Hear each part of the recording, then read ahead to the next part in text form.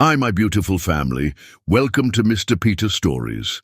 Today, my heart is heavy. I'm feeling deeply upset and sad. But no matter what, I am here with you, because this family, this bond we share, means everything to me. Let's move straight into today's story, without any delay. The winter sun cast long shadows through the floor-to-ceiling windows of Trevor Innovations' headquarters, painting stark lines across the polished marble floors of the executive floor. Callista Brett's reflection caught her eye as she passed the gleaming surface, a poised figure in a tailored charcoal blazer, her dark skin glowing with quiet determination, crown of intricate braids arranged perfectly.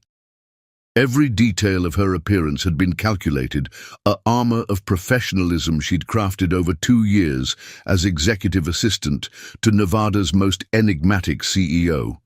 The quarterly reports in her arms felt heavier than usual this morning. Perhaps it was the weight of the information they contained, Trevor Innovations' most successful year to date, or perhaps it was the knowledge that in exactly 4 minutes, she would have to present them to Oakley Trevor himself. Her fingers traced the embossed company logo on the leather portfolio, a habit she'd developed whenever her thoughts strayed to her boss. The vast 40th floor was silent, save for the subtle click of her heels against marble. Most employees wouldn't arrive for another hour, but Callista had long ago learned that excellence demanded early mornings and late nights. The pre-dawn quiet had become her sanctuary, a time when she could almost pretend the building belonged to her alone. Almost, because Oakley Trevor always arrived before her, no matter how early she came in. She paused before the heavy mahogany doors of his office, using the moment to steady her breathing.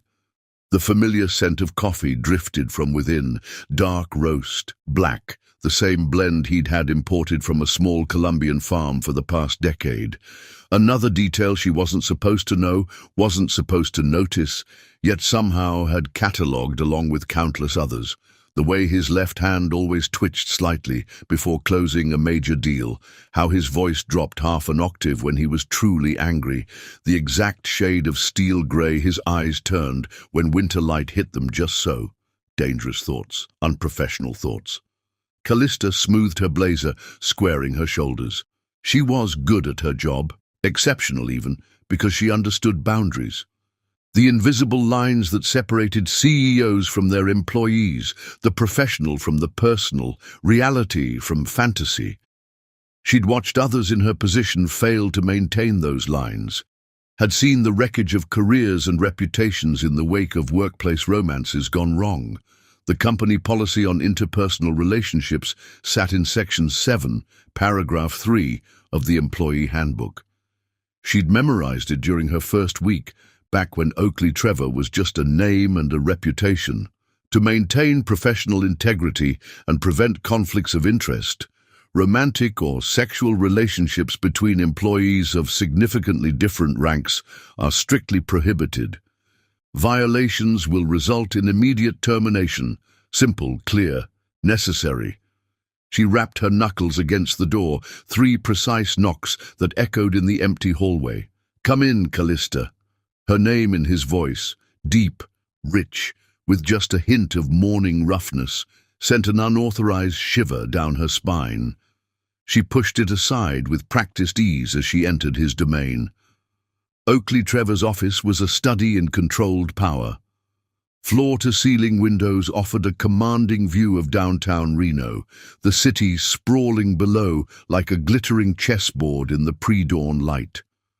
The furniture was minimal but luxurious, leather, steel and glass arranged with mathematical precision, and at the center of it all, behind a desk of polished black granite, sat the man himself. He didn't look up immediately when she entered, his attention fixed on something on his tablet. This was part of their morning dance, these few seconds where she could observe him without fear of meeting his gaze. Today, he wore a charcoal suit that matched the winter sky, the crisp white of his shirt, a stark contrast against his tanned skin. His dark hair was slightly disheveled, as though he'd been running his fingers through it, a telltale sign that he'd been working since the early hours. "The quarterly reports, Mr. Trevor," she said, her voice carrying the professional warmth she'd perfected. Not too distant, not too familiar, a balance as delicate as a tightrope walker's. He looked up then, and Callista felt the familiar impact of his full attention.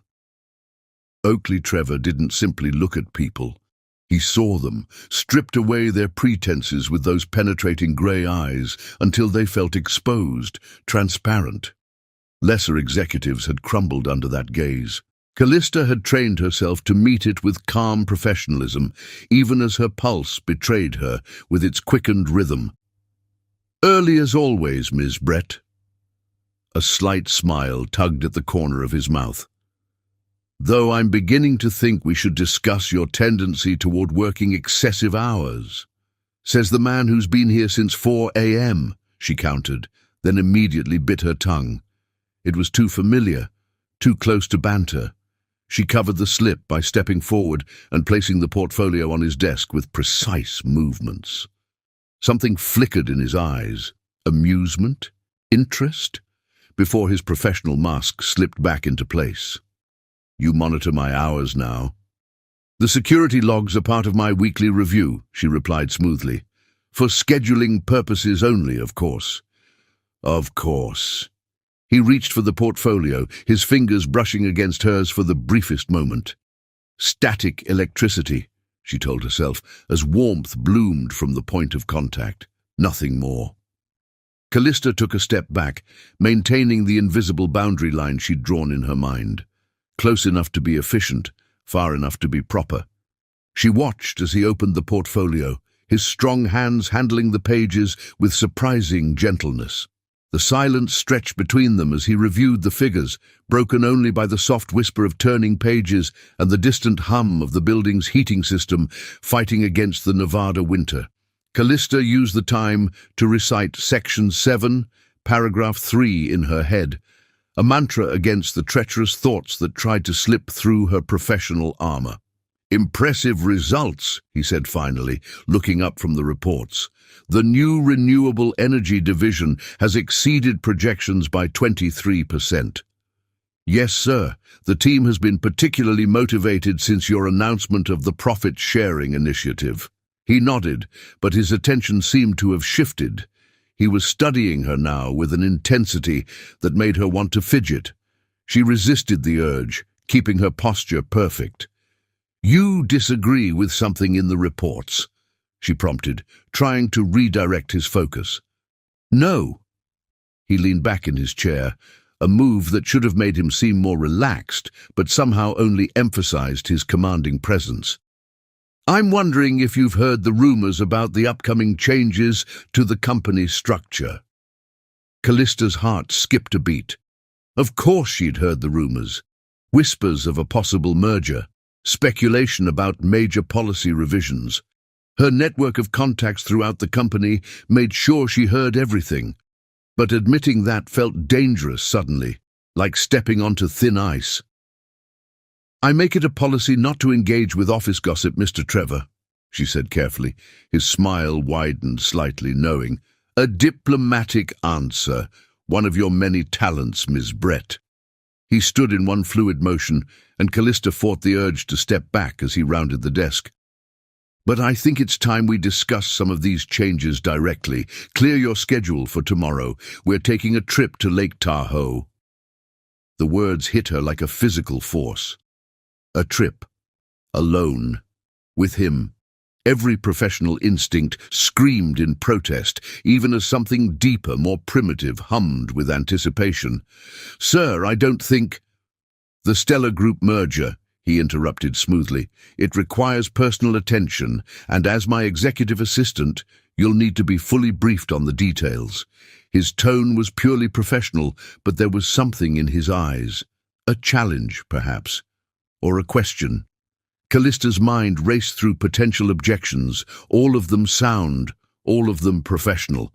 The weather forecast predicted storms. The merger documents could be handled virtually.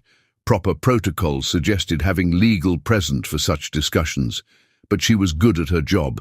Exceptional, even. because she understood that sometimes business required personal risks, and Oakley Trevor had never given her reason to doubt his professional integrity. "I'll make the arrangements," she heard herself say, her voice steady despite the sudden drumming of her heart. "Good." He turned back to the windows, his silhouette sharp against the brightening sky. "That will be all for now, Ms. Brett." She turned to leave, her steps measured, her posture perfect. Only when the heavy door closed behind her did she allow herself to lean against it, just for a moment, just long enough to steady her breathing. Through the thick wood, she could have sworn she heard him sigh, a sound so faint it might have been imagination. Dangerous thoughts, unprofessional thoughts. Callista straightened, squared her shoulders, and walked away from his office.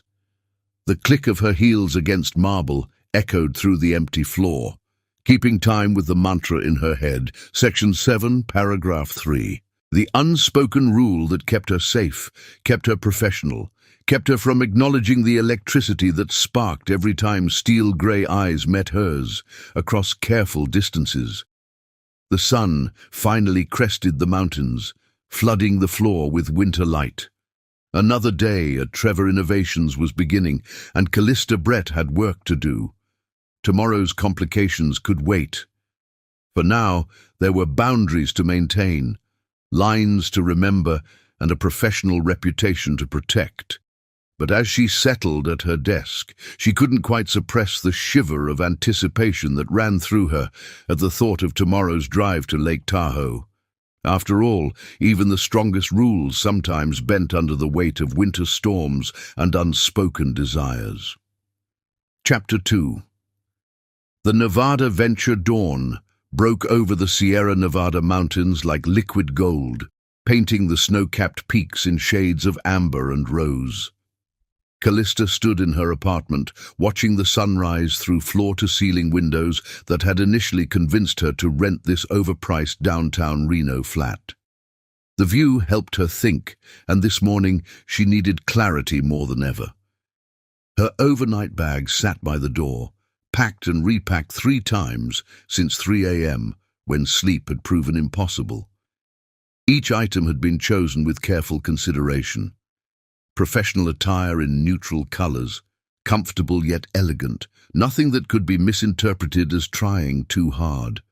The weather forecast for Lake Tahoe showed clear skies, but she'd included a warm coat anyway. Mountain weather was notoriously unpredictable in January. Her phone buzzed with a text message. Oakley's name appeared on the screen, sending an unauthorized flutter through her stomach.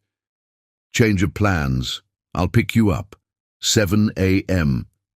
Callista's fingers hovered over the keyboard. She should insist on driving separately. It was the professional thing to do. Company policy actually recommended it. But before she could type a response, another message appeared. "The Stellar Group pushed up the timeline. We need to review the merger documents en route." And there it was, the perfect professional excuse that made any objection seem unreasonable. Oakley Trevor had always been skilled at creating situations that were technically above reproach, while dancing along the edges of propriety. It was part of what made him such a successful CEO, and what made him so dangerous to her peace of mind.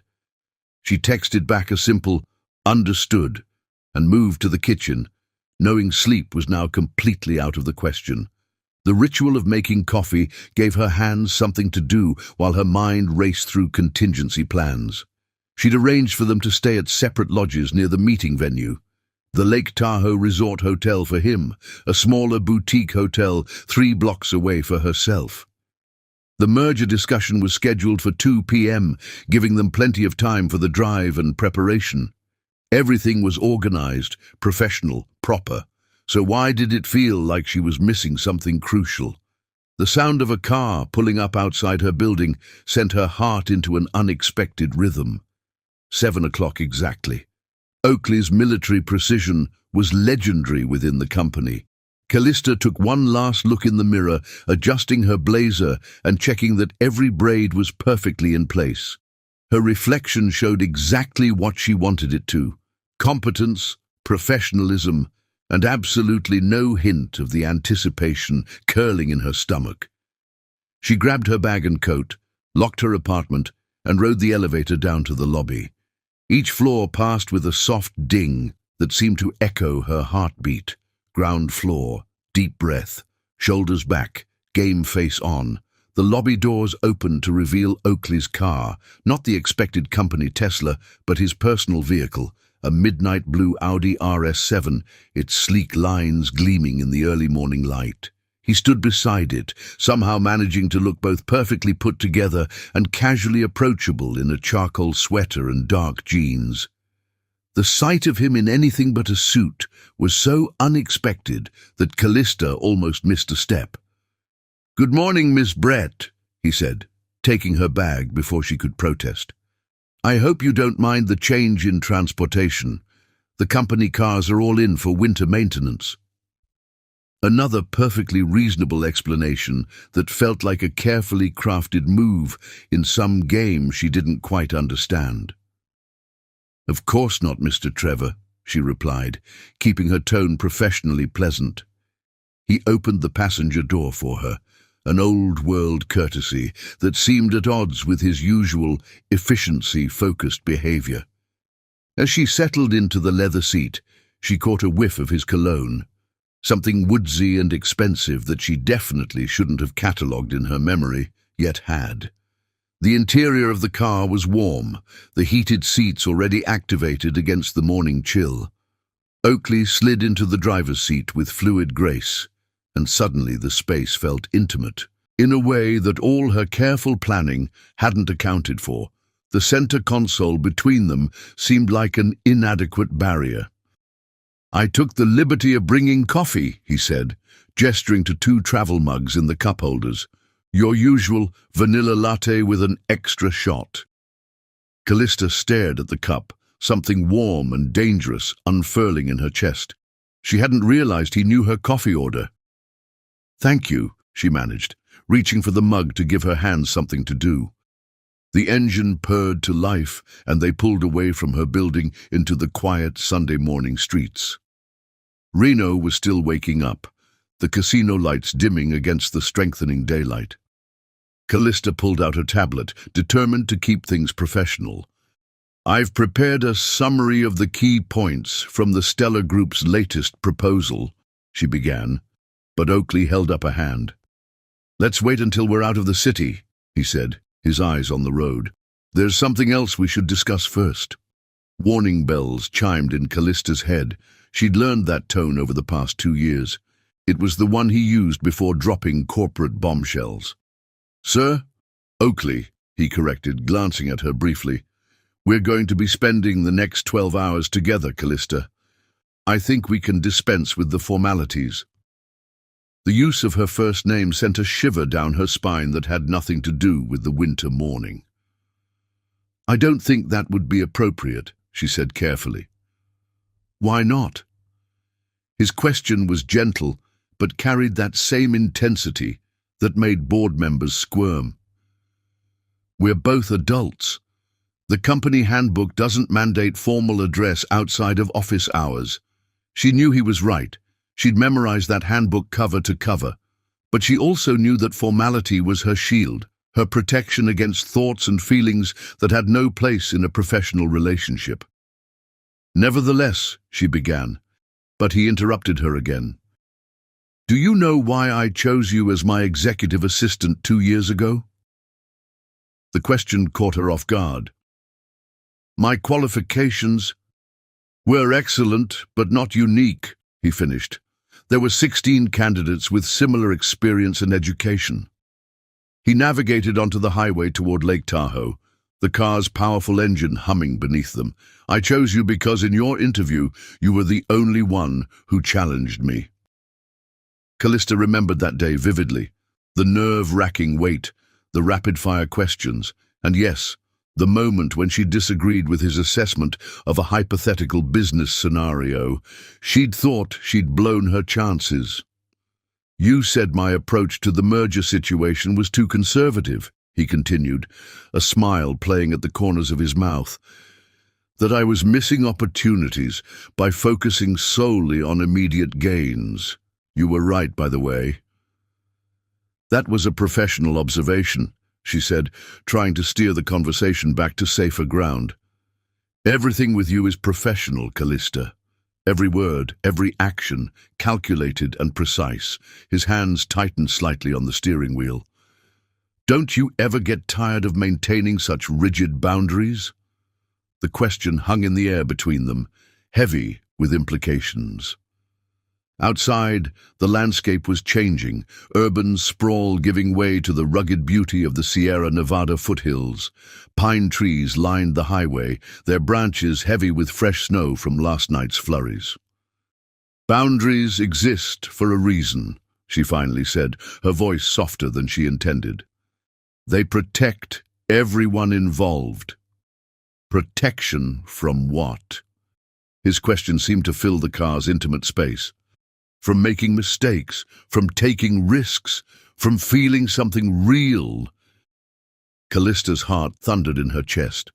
This conversation was veering into dangerous territory, crossing lines she'd drawn in her mind long ago.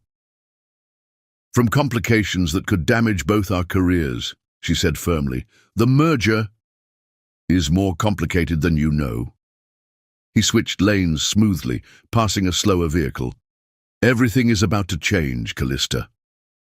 The company, the policies, the boundaries you're so careful to maintain. What do you mean? The Stellar Group merger isn't just about expanding market share.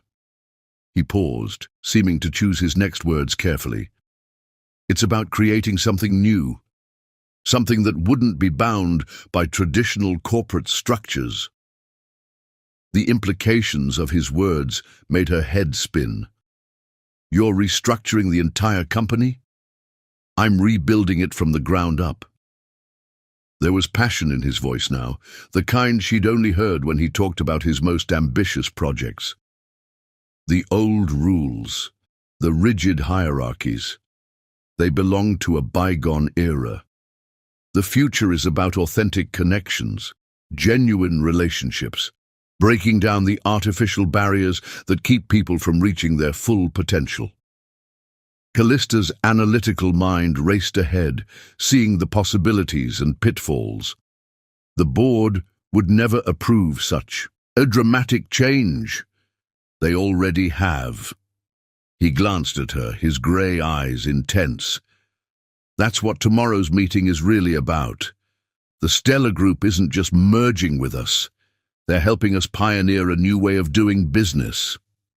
The revelation settled over her like a heavy blanket.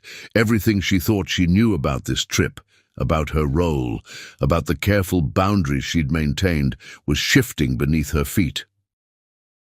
"Why are you telling me this now?" she asked, fighting to keep her voice steady. Oakley was quiet for a long moment, his attention seemingly focused on the road ahead. The mountains loomed closer, their snowy peaks disappearing into low-hanging clouds that hadn't been in the forecast. "Because you deserve to know that the rules you've been following so diligently are about to change," he finally said, "and because I want you to understand why I chose this particular moment to tell you, which is, we're about to spend the next several hours together, possibly longer if those clouds mean what I think they do." He nodded toward the gathering storm ahead. "And I want us to be honest with each other, Callista. No titles, no artificial boundaries, just two people having a real conversation." The implications of his words, combined with the darkening sky ahead, sent a shiver of anticipation down her spine. This was exactly the kind of situation she'd tried to avoid, exactly the reason she'd wanted to drive separately. But as the first snowflakes began to hit the windshield, Callista realized that sometimes the universe had other plans. The carefully constructed walls of her professional world were about to face their greatest test, and she wasn't entirely sure she wanted them to hold. The highway curved upward into the mountains, taking them higher into the gathering storm. Ahead lay Lake Tahoe, the merger meeting, and what felt increasingly like a turning point in both their lives. Callista took a sip of her perfectly prepared latte, the one he shouldn't have known to order, and wondered if some boundaries were meant to be crossed. Chapter 3. Nature's Intervention. The storm descended upon them with the fury of a scorned goddess. What had started as gentle snowflakes transformed into sheets of freezing rain, drumming against the Audi's roof with increasing intensity. The windshield wipers fought a losing battle against the deluge, and visibility dropped to mere feet ahead of their vehicle. Oakley's hands gripped the steering wheel with careful precision, his knuckles white with tension. The luxury car's all-wheel drive system worked overtime as they navigated the increasingly treacherous mountain roads. Despite the heating system's best efforts, a chill had crept into the cabin, carrying with it an electric tension that had nothing to do with the weather. "The latest weather report shows no sign of improvement," Callista said, her eyes fixed on her tablet screen, purposefully avoiding the way Oakley's profile was illuminated by occasional flashes of lightning. "There's a severe weather warning for the entire Lake Tahoe region." "What about the Stellar Group representatives?" Oakley's voice remained steady, but Callista caught the slight tightening at the corners of his mouth, a tell she'd learned to recognize over their years working together. She tapped through her emails. "They're delayed in San Francisco. Their pilot won't attempt the flight in these conditions." A particularly loud crack of thunder punctuated her words, making her jump slightly in her seat. The movement caused her hand to brush against Oakley's arm, and the brief contact sent sparks through her that rivaled the lightning outside. "We should find somewhere to wait out the storm," Oakley said, his voice lower than usual. "There's no point in risking these roads if the meeting will be delayed." Callista nodded, already pulling up maps on her tablet. The screen's blue light cast shadows across her face as she searched for nearby options. "There's a small town about 3 miles ahead, Pine Valley. It has a few lodging options." Another flash of lightning illuminated the world in stark white, followed almost immediately by a deafening thunderclap. The storm was directly overhead now, and the freezing rain had become biblical in proportion. Ice began to form on the edges of the windshield, creating ghostly patterns that distorted the world beyond. "The temperature's dropping fast," Oakley observed, his attention divided between the treacherous road and the car's external thermometer. "We need to get off this mountain before the roads become completely impassable." As if in response to his words, the car's tires lost traction for a heart-stopping moment. Oakley handled it expertly, but Callista's hand flew to the door handle, her knuckles white with tension. Without thinking, Oakley reached over and covered her hand with his own. "Trust me," he said softly. "I won't let anything happen to you." The warmth of his hand, the gentleness in his voice, it was too much, too intimate, yet Callista couldn't bring herself to pull away. The storm raged around them, but in that moment, the only thing she could focus on was the way his thumb brushed ever so slightly across her knuckles. A sign emerged from the curtain of rain. Pine Valley. Next exit. Oakley carefully navigated the turning, the steep road now slick with a dangerous mixture of rain and ice. The small town materialized through the storm like a mirage, a collection of rustic buildings huddled against the mountainside, their windows glowing warmly against the preternatural darkness of the storm-racked afternoon. "The Pinecrest Inn," Callista read from her tablet, her voice slightly unsteady. "It's the highest-rated accommodation in town. Family-owned, historic property." She didn't mention that it was also the only lodging currently showing vacancy. Something about saying those words aloud felt dangerous. The inn appeared before them, a grand old building of stone and timber that looked like it had grown straight out of the mountainside. Victorian architecture met alpine charm, with wide wraparound porches and gabled windows. In better weather, it would have been picturesque. In the storm, it looked like salvation. Oakley parked as close to the entrance as possible, but they were still drenched by the time they made it inside. The inn's lobby was a haven of warmth and light, all polished wood and crackling fireplaces. An elderly woman looked up from behind the front desk, her silver hair arranged in an elegant bun, her eyes twinkling with something that looked suspiciously like amusement. "Welcome to Pinecrest Inn," she said, her voice warm and knowing. "I'm Mrs. Eleanor Whitman, the owner. You picked quite a day for a drive up the mountain." Callista tried to suppress a shiver, her wet clothes doing little to ward off the chill.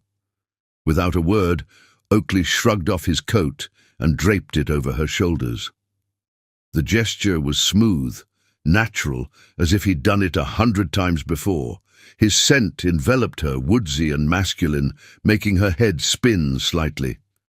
"We need 2 rooms," she said quickly, stepping forward, "just for the night, until the storm passes." Mrs. Whitman's fingers danced over her ancient computer keyboard, her expression growing increasingly apologetic. "I'm afraid we have only 1 room available," she said, looking between them with that same knowing twinkle. "The storm has brought quite a few travelers seeking shelter." The words hung in the air between them, heavy with implication. Callista's mind raced through alternatives. They could try another inn, drive back down the mountain, find separate accommodations somehow.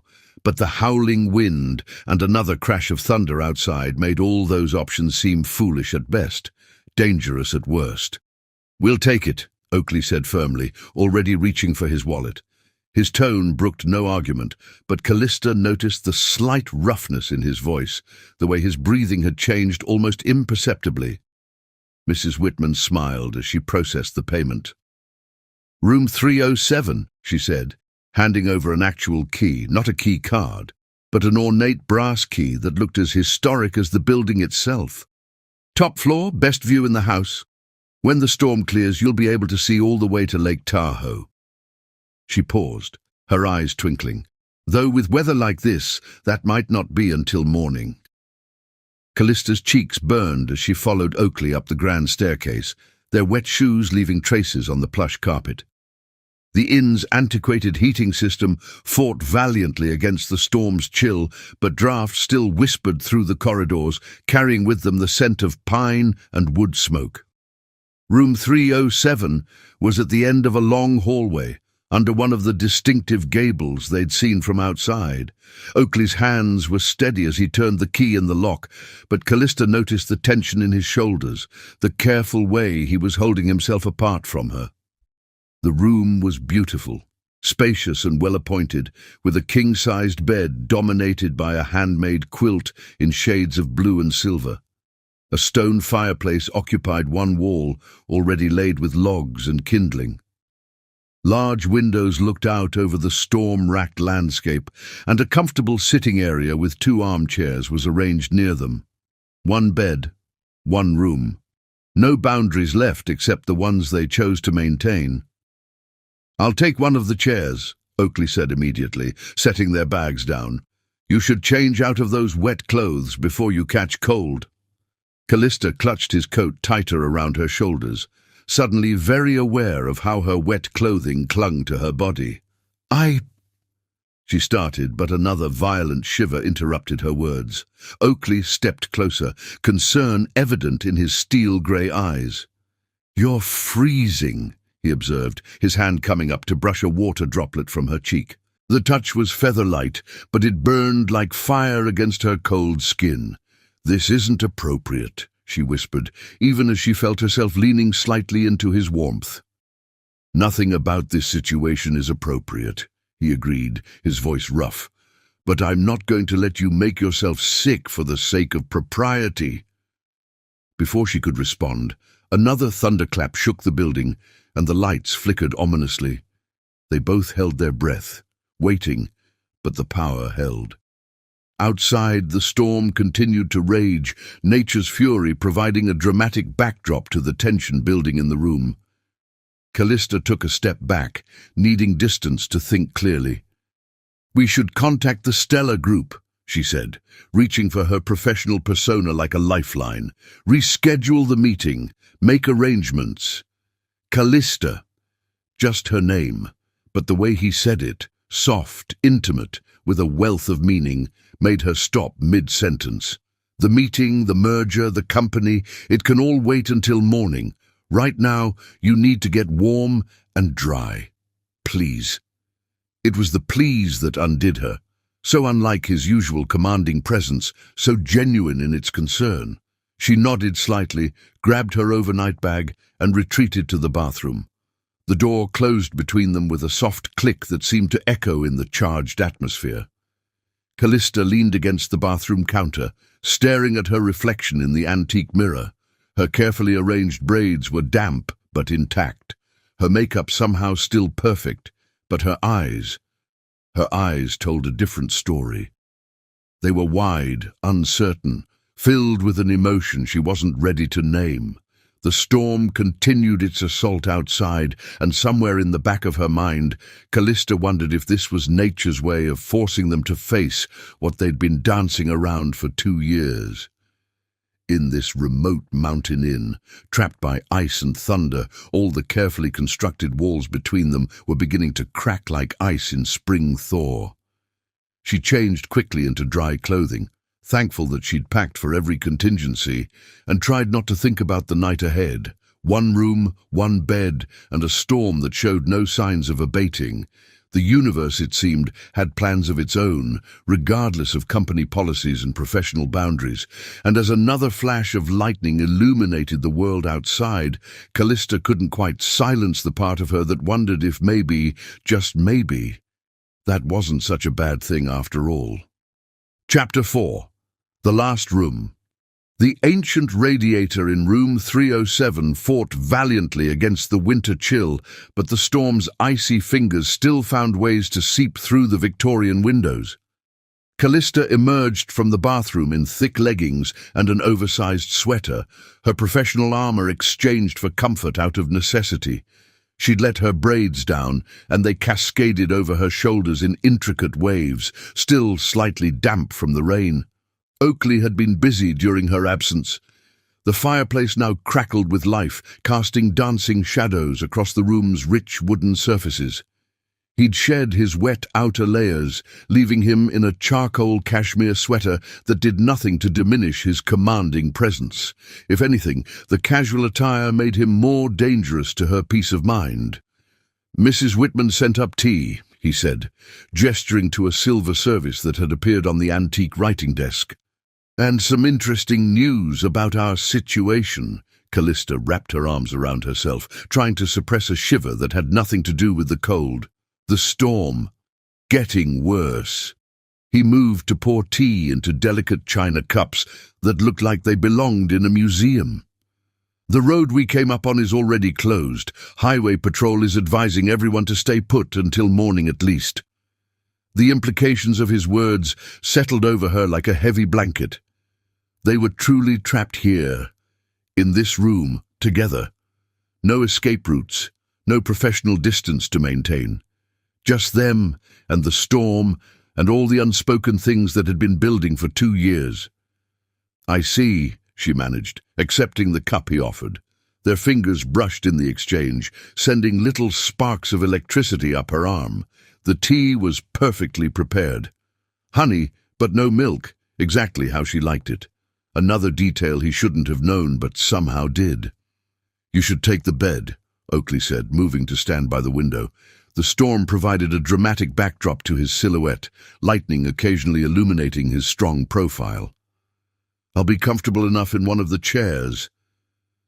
"Don't be ridiculous," Callista found herself saying, the words escaping before she could censor them. "You're too tall for these chairs. You'll be miserable all night." He turned to look at her, and something in his eyes made her breath catch. "Are you suggesting we share?"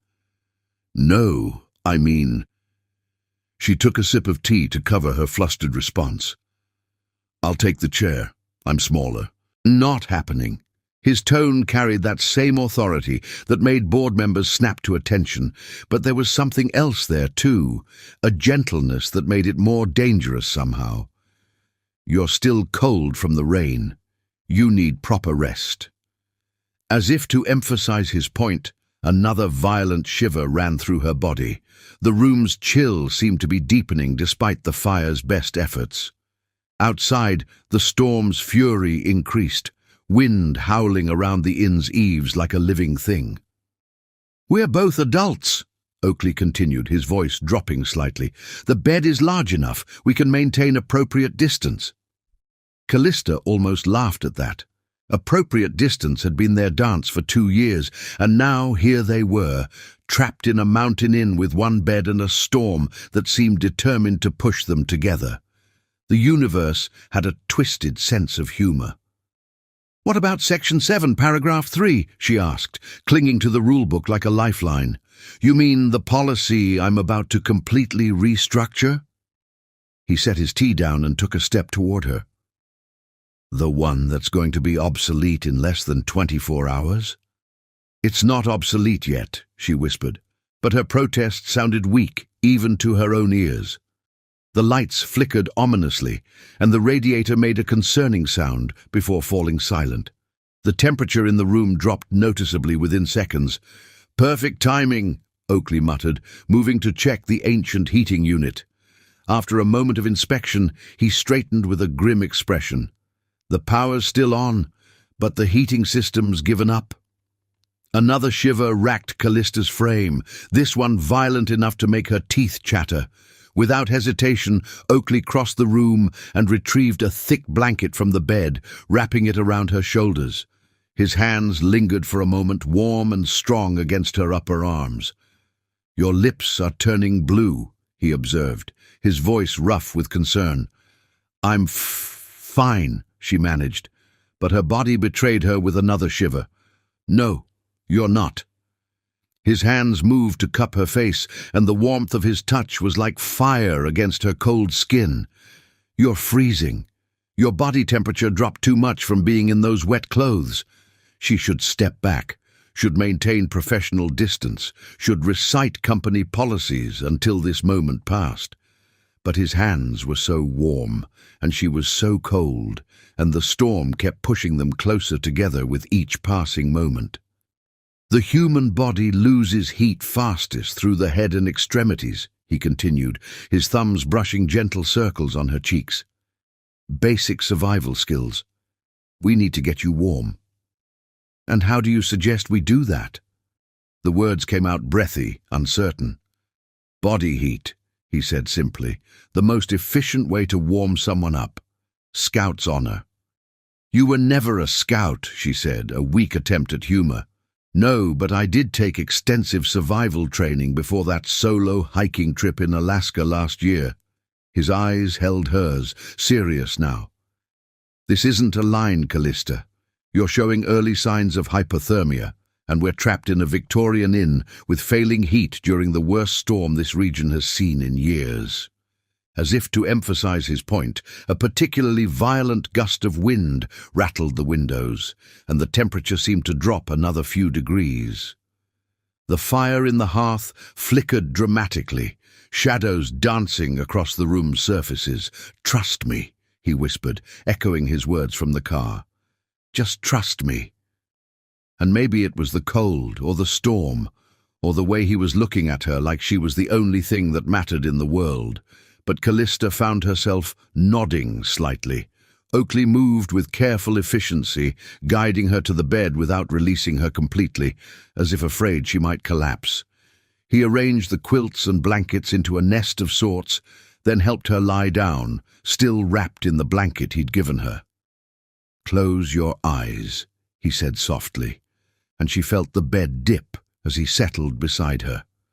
Strong arms wrapped around her, pulling her against a chest that radiated warmth like a furnace. One of his hands came up to cradle the back of her head, tucking it under his chin. "This is highly inappropriate," she mumbled against his sweater, even as her body betrayed her by melting into his warmth. "Saving you from hypothermia? I think the HR department would make an exception." His chest rumbled with quiet laughter, and the sound did something to her insides that had nothing to do with temperature regulation. They lay in silence for a while, the storm providing a dramatic soundtrack to their unprecedented proximity. Gradually, feeling returned to Callista's extremities, along with an acute awareness of every point of contact between their bodies. Oakley's hand had begun moving in slow, soothing circles on her back, and each stroke sent little sparks of electricity through her nervous system. "Better?" he asked after what could have been minutes or hours. His voice was lower than usual, intimate in a way that made her shiver for entirely different reasons than the cold. "Yes," she whispered, knowing she should pull away now that the danger had passed, but his arms tightened slightly, as if reading her thoughts. "Not yet," he said. "Your body temperature needs to stabilize completely. Doctor's orders." "You're not a doctor either." "No, but I did date one in college. She was very informative about hypothermia." Callista stiffened slightly at the mention of his past relationships, and she felt him smile against her hair. "Jealous, Miss Brett?" "That would be inappropriate," she said primly, trying to ignore the way her heart skipped at his teasing tone. His hand continued its maddening circles on her back. "You know what I think? I'm sure you'll tell me.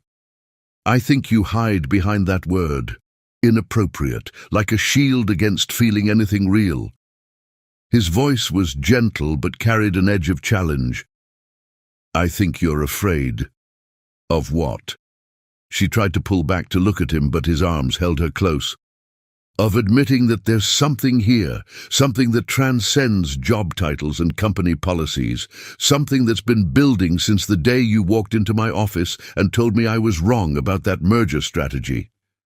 Callista's heart thundered in her chest, so loud she was sure he must be able to hear it. "We can't," she whispered, but even to her own ears it sounded weak.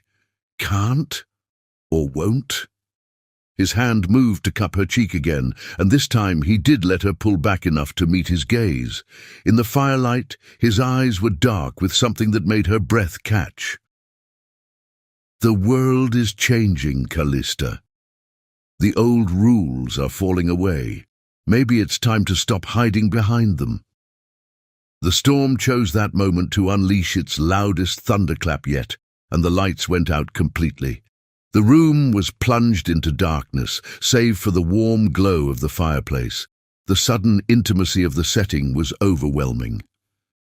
"I should check on the power," Oakley said, but he made no move to release her. "You should," Callista agreed, her fingers curling into his sweater of their own accord. Neither of them moved. The fire crackled, casting dancing shadows across their entwined forms. Outside, the storm raged on, but in that moment, in that bed, time seemed to stand still.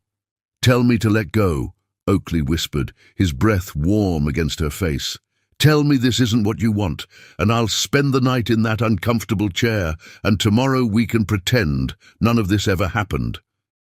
Callista knew she should say it, knew she should maintain the professional boundaries that had defined their relationship for 2 years, knew she should think about careers and reputations and all the reasons this was a terrible idea. But in that moment, with his warmth surrounding her and his heart beating steady and strong against her palm, she couldn't remember any of those reasons. So instead of speaking, she lifted her face to his and did the most inappropriate thing possible. She kissed him. The storm raged on outside, but neither of them noticed. They were too busy creating their own kind of electricity, rules and boundaries forgotten in the darkness of room 307. Chapter 5. Walls of ice time seemed to stand still in room 307. The kiss lingered between them, soft and uncertain at first, then deepening with 2 years of repressed longing. Oakley's hand tangled in Callista's waves of braids, while hers remained pressed against his chest, feeling the thundering of his heart that matched her own. The firelight cast golden shadows across their faces as they finally pulled apart, both breathing heavily. Reality crashed back like a wave of ice water. Callista jerked away, nearly falling off the bed in her haste. "I shouldn't have done that," she whispered, pressing her fingers to her lips as if she could erase the memory of his kiss. "That was completely—" If you say inappropriate one more time, Oakley growled, sitting up but not reaching for her, I might lose my mind. The distance between them on the bed felt like miles and millimeters all at once.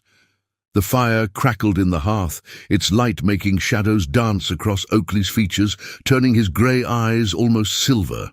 Outside, the storm continued its assault, but it felt distant compared to the tempest brewing in room 307. Then what would you call it? Callista demanded, wrapping her arms around herself. Despite the lingering warmth from their embrace, she felt cold again. But this was a different kind of chill, one born of fear and uncertainty. I'm your executive assistant. You're the CEO. There are rules, protocols. Rules that will be obsolete tomorrow, he reminded her, his voice gentler now. Protocols that are changing. You heard what I said in the car. And that makes this okay. She stood, needing physical distance to think clearly. The room's darkness worked in her favor, hiding the trembling of her hands. The fact that you're planning to change the rules doesn't negate the fact that they exist now. Oakley watched her from the bed, his posture tense but controlled. Do you regret it? The question hung in the air between them, heavy with implication. Callista moved to the window, pressing her forehead against the cold glass. Snow had begun to mix with the freezing rain, creating ghostly patterns in the darkness. That's not the point. It's exactly the point. She heard him stand, but didn't turn around. If you regret it, if you truly wish it hadn't happened, I'll respect that. We can go back to being Mr. Trevor and Ms. Brett, maintaining appropriate professional distance until the day you decide to move on to another company. His words sent an unexpected pain through her chest. The thought of leaving Trevor Innovations, of not seeing him every day, felt like contemplating amputation. Is that what you want? What I want? His laugh was low, almost bitter. What I want, Callista, is to stop pretending, to stop watching you walk into my office every morning and acting like I don't count the hours until I see you again. To stop maintaining artificial distance because some outdated corporate policy says we can't acknowledge what's been building between us for 2 years. She turned then, unable to resist the raw emotion in his voice. The firelight caught the angles of his face, and for the first time, she let herself really look at him. Not as her boss, not as CEO Oakley Trevor, but as the man who'd haunted her dreams for longer than she cared to admit. When did it start for you? She asked softly, surprising herself with the question. His eyes met hers across the darkened room. The merger strategy meeting. 6 months after you started. You stood your ground against the entire board, defended your analysis with such passion and intelligence. I watched you dismantle their arguments point by point, and all I could think was, I'm in trouble. The memory flooded back. The tension in the boardroom, the way the senior executives had tried to dismiss her findings, and how Oakley had sat back and let her fight her own battle. She'd thought he was testing her. Now she wondered if he'd been admiring her instead. That's when you started bringing me coffee, she remembered suddenly. After that meeting. Every morning it would be waiting on my desk.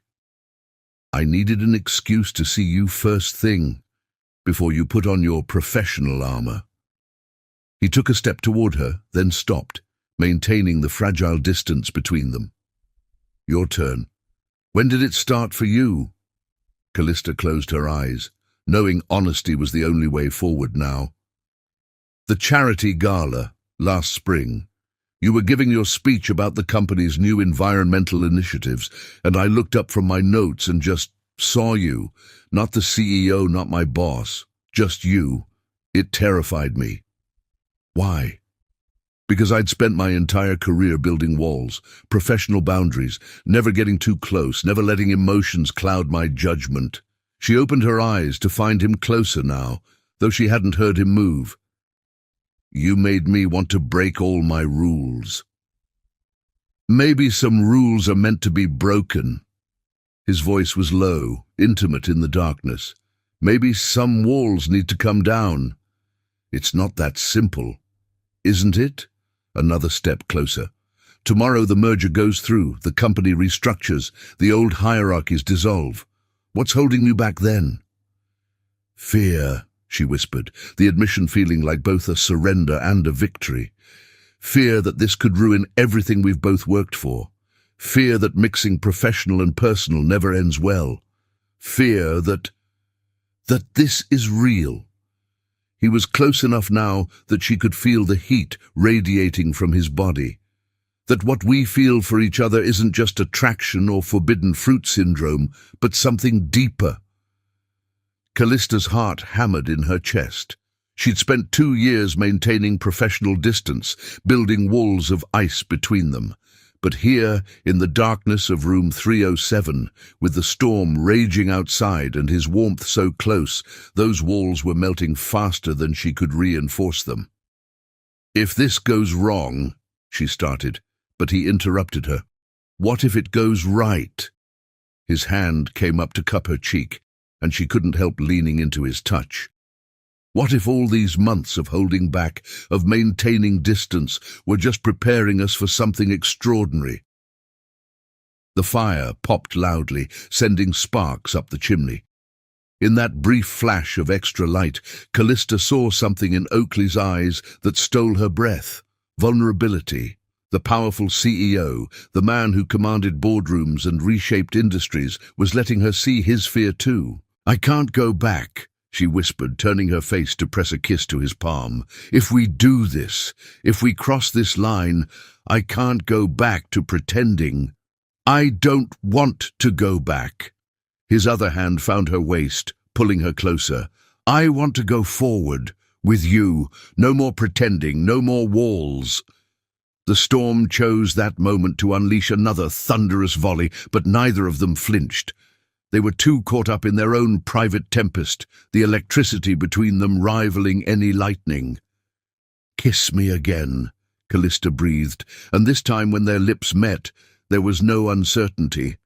This kiss was a promise, a declaration, a breaking down of walls that had stood for too long. Oakley's arms wrapped around her fully, lifting her slightly off her feet as he deepened the kiss. Callista's hands found their way into his hair, something she'd imagined countless times during long board meetings, but never dared to act on. He made a sound low in his throat that sent shivers down her spine, shivers that had nothing to do with the cold. When they finally broke apart, both breathing heavily, Oakley rested his forehead against hers. "Stay with me tonight," he murmured. "Not because of the storm, or the cold, or the single room. Stay because you want to." Callista knew this was the moment, the final wall, the last boundary between their old relationship and whatever this new thing was becoming. Part of her wanted to retreat, to rebuild her professional armor and pretend none of this had happened, but a stronger part, a part that had been silenced for too long, wanted to take this leap. "Yes," she whispered, and felt him smile against her lips. Outside, the storm continued to rage, but inside room 307, ice walls had melted completely, replaced by a warmth that no winter chill could touch.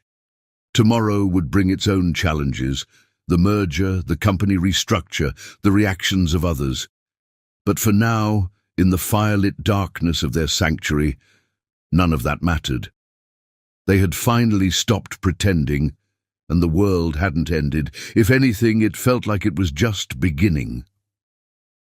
Chapter 6. Melting Point's hours passed like whispers in room 307, marked only by the crackling of the fire and the persistent symphony of the storm outside. The power remained out, but neither Callista nor Oakley noticed the darkness anymore. They had created their own light, their own warmth, as they lay tangled together on the antique bed, trading stories and secrets in the intimate shadows. "Tell me something you've never told anyone at the office," Oakley murmured, his fingers tracing patterns on Callista's arm. They had settled into a comfortable position, her head resting on his chest, his heartbeat a steady rhythm under her ear. She smiled in the darkness. Remember that disaster meeting with the Singapore investors last year, when the presentation files mysteriously corrupted? The one where you somehow produced backup copies and saved the entire deal. His chest rumbled with quiet laughter. Don't tell me you planned that. Not exactly. Callista propped herself up on an elbow to look at him, loving how the firelight played across his features. But I may have noticed their representative checking his phone during your previous presentations. He had a habit of only paying attention when things went wrong.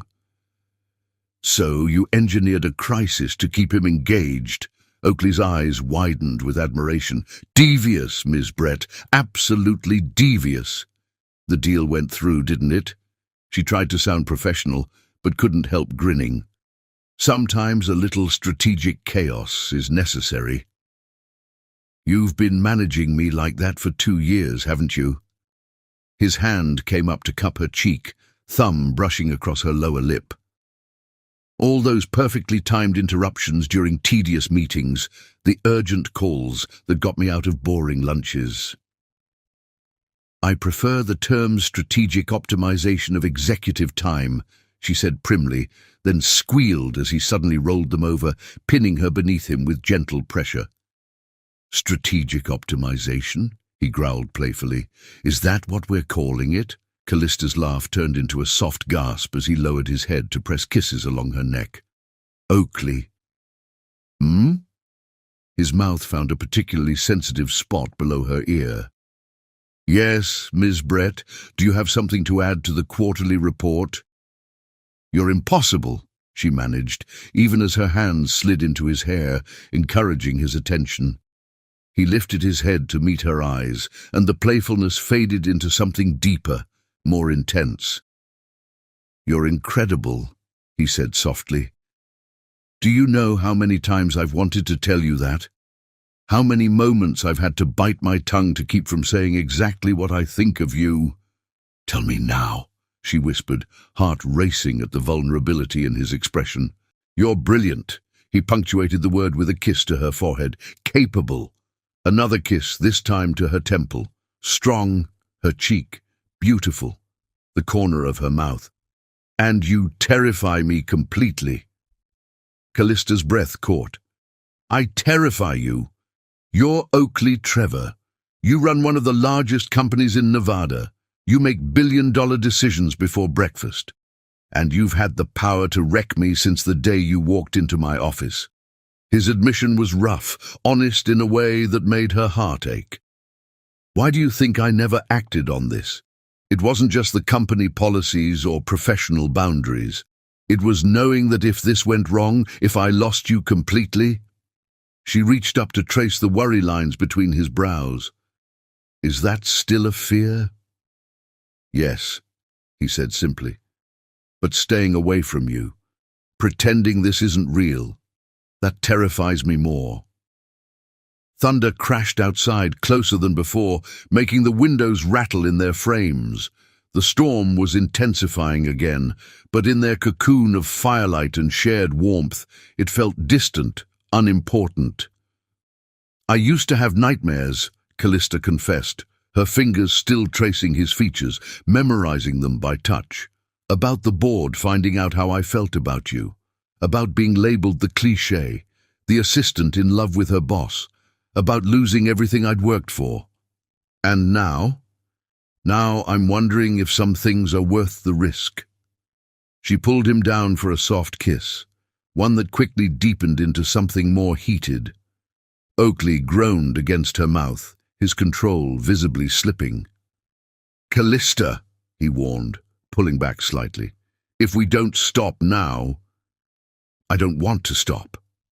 She met his gaze steadily, letting him see the certainty in her eyes. I don't want to hold back anymore. I want... What? His voice was rough, desperate. Tell me what you want. You, she breathed. Just you. No titles, no boundaries, no pretense, just us. Something fierce and protective flashed in his eyes. Are you sure? Once we cross this line... We crossed it the moment I kissed you, she reminded him. Everything else is just details. He studied her face in the firelight, as if memorizing every detail. "I love you," he said suddenly, the words falling between them like precious stones. "I know it's too soon to say it, know it breaks all the rules of timing and propriety, but I need you to know. I love you, Callista Brett. I think I have since that first board meeting when you told me I was wrong about the merger strategy."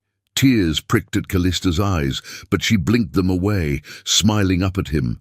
"It's not too soon," she whispered. "We've been writing this story for 2 years. We just couldn't read it out loud until now." His kiss was fierce this time, passionate in a way that made her toes curl and her pulse race. All the carefully maintained distance, all the professional boundaries they'd hidden behind, melted away like snow in summer. They came together with the intensity of the storm outside, years of repressed longing finally finding expression. Later, much later, they lay tangled in the sheets, Callista's head tucked under Oakley's chin, his arms wrapped protectively around her. The fire had burned low, casting a soft amber glow across their sanctuary. Outside, the storm showed signs of weakening, the thunder more distant, the wind less fierce. "What happens tomorrow?" Callista asked softly, tracing patterns on his chest. "The merger goes through, the company transforms, and we stop pretending." His arms tightened around her. "No more hiding, no more walls. The board will adapt or be replaced." His tone carried that note of authority she knew so well. "The world is changing, Callista. Companies that cling to outdated policies, that value appearance over substance, won't survive. I'm not just restructuring the company, I'm rebuilding it for a future where talent and dedication matter more than arbitrary rules." "And us?" He shifted to look down at her, his expression serious in the dim light. "We take it one day at a time. Together. No rushing, no hiding. We do this right. Together," she repeated, liking how the word felt on her tongue. "I love you too, you know. I should have said it earlier, but—" His kiss silenced her, soft and sweet. "I knew. Every time you anticipated my needs, every time you stayed late to help with a project, every time you challenged me to be better, you were saying it in your own way." The fire popped, sending up a shower of sparks. Outside, the first light of dawn was beginning to creep over the mountains, turning the storm clouds from black to deep purple. A new day was coming, bringing with it challenges and changes and the weight of their decisions. But there, in room 307, wrapped in each other's arms, Callista and Oakley had found their own kind of peace. The walls of ice had melted completely, leaving behind something stronger, something real. Whatever tomorrow brought, they would face it together, no longer bound by rules and boundaries, but united by a love that had been worth the wait. Chapter 7. Thunder's Truth. Dawn crept over the Sierra Nevada mountains like a watercolor painting coming to life. The storm had weakened, but not entirely passed, occasional rumbles of thunder mixing with the first birdsong of morning. Room 307 was bathed in a peculiar light, part dying fire, part breaking day, that made everything feel slightly surreal. Callista woke slowly, her body warm and pleasantly heavy. For a moment, she was disoriented, the unfamiliar room and the solid warmth beside her causing a brief panic. Then the memories of the night flooded back, the storm, the confessions, the breaking down of walls that had stood for 2 years. She turned her head to find Oakley already awake, watching her with an expression that made her heart skip. "How long have you been staring at me?" she murmured, fighting the urge to be self-conscious about her sleep-mussed braids and makeup-free face. "Not long enough," he replied, reaching out to trace her cheekbone with gentle fingers.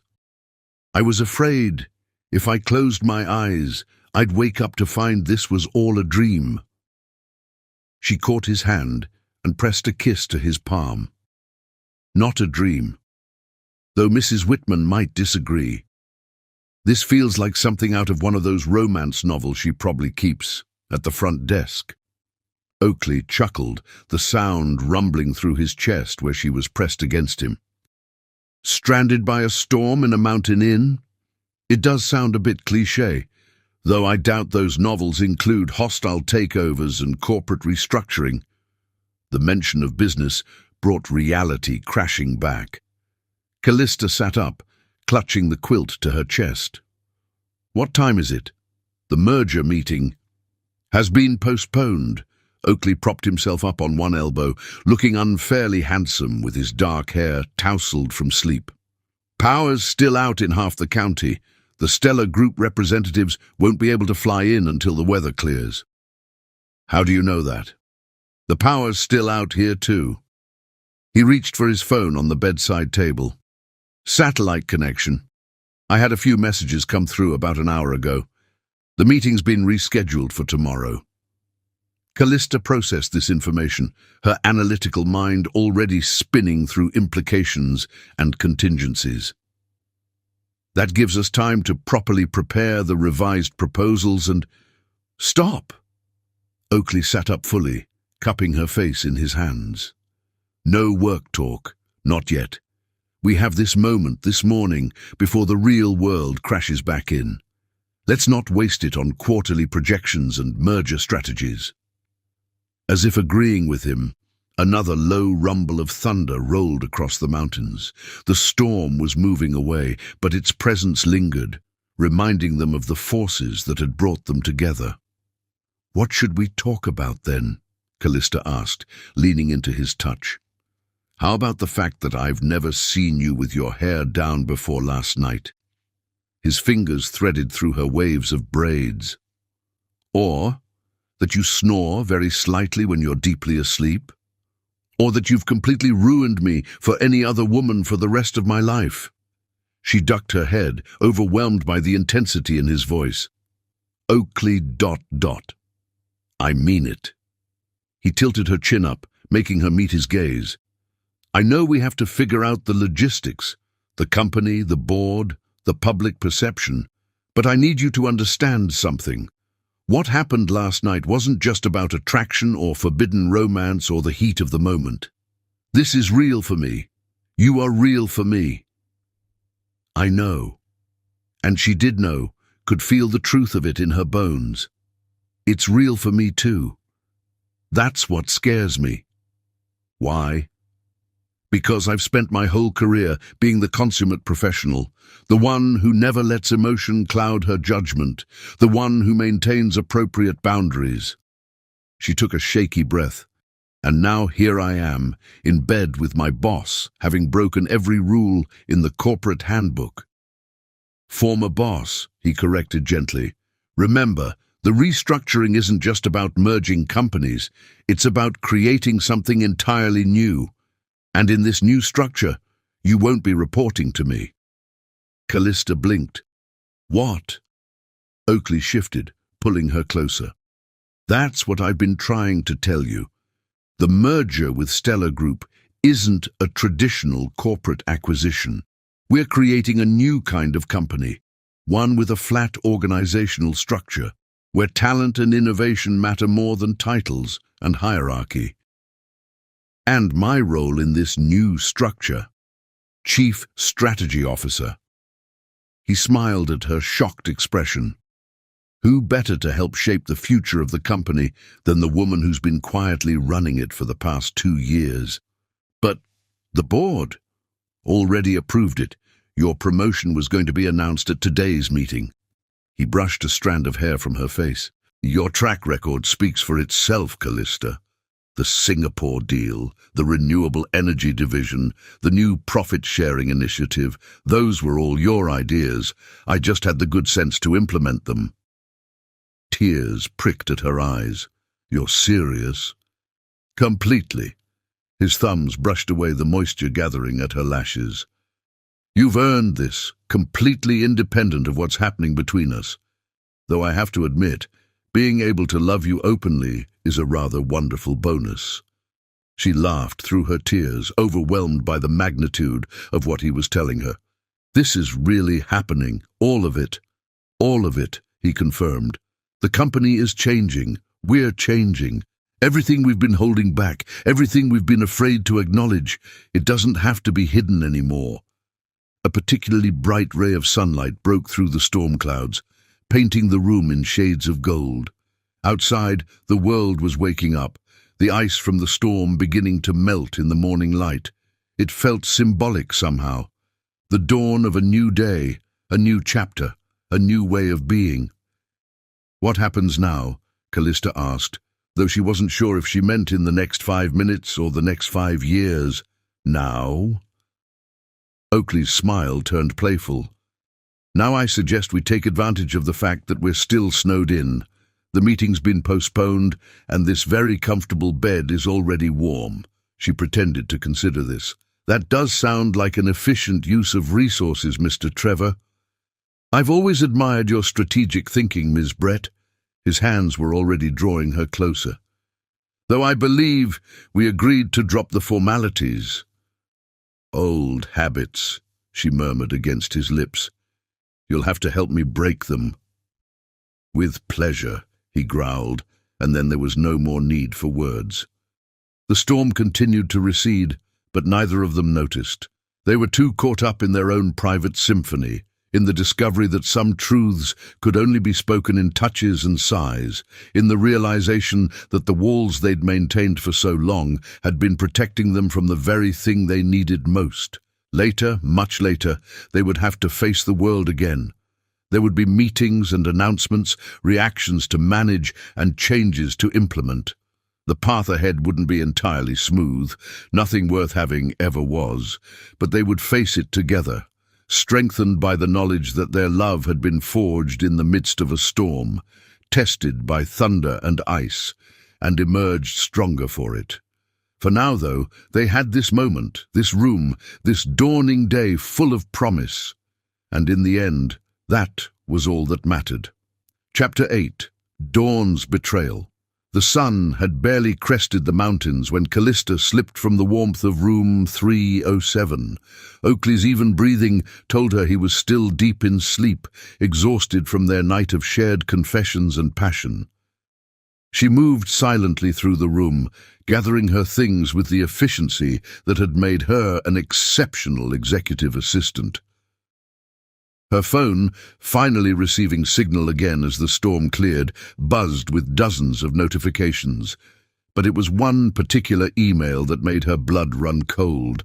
A message from James Chen, head of legal at Trevor Innovations, marked urgent and time-stamped from late last night. Standing in the bathroom with trembling hands, Callista read the confidential document attached to the email. The merger documents she'd helped prepare, the ones that were supposed to create this new, boundary-free company Oakley had described, told a very different story. The Stellar Group wasn't merging as equals. They were executing a hostile takeover with Oakley's apparent cooperation. The restructuring wasn't about breaking down hierarchies or creating something new. It was about consolidating power, eliminating opposition, and yes, removing certain problematic company policies, but only to allow for more direct control from the top. Her supposed promotion to Chief Strategy Officer, a temporary position designed to be eliminated within 6 months of the merger. Callista stared at her reflection in the antique mirror, watching as the woman who had finally allowed herself to love was replaced by the professional she'd spent years becoming. The bathroom's cold tile beneath her feet felt more real than the warmth of Oakley's embrace just hours ago. She dressed quickly, silently, her mind racing through the implications. How long had he been planning this? Had last night been just another strategic move, a way to ensure her cooperation during the crucial transition period? The thought made her physically ill. A note. She should leave a note. But what could she possibly say? "Thanks for the promotion that you knew would disappear in 6 months. Congratulations on orchestrating the perfect manipulation." In the end, she wrote just 3 words on the hotel stationery. "This was mistaken. The halls of Pinecrest Inn were silent as she made her way downstairs, the ancient floorboards somehow remaining quiet under her feet. Mrs. Whitman was nowhere to be seen. Small mercies. Callista didn't think she could bear the knowing twinkle in the elderly woman's eyes right now. Outside, the storm's aftermath created an alien landscape. Ice coated every surface, transforming trees into crystal sculptures and making the world gleam like a diamond in the early morning light. Her rental car, arranged through a series of texts while she dressed, waited in the parking lot, its engine already running against the cold. As she drove away from Pinecrest Inn, Callista forced herself not to look in the rearview mirror. She knew if she saw room 307's windows, saw any movement behind them, her resolve might crack. The professional mask she'd worn for years had never felt heavier, but it was also never more necessary.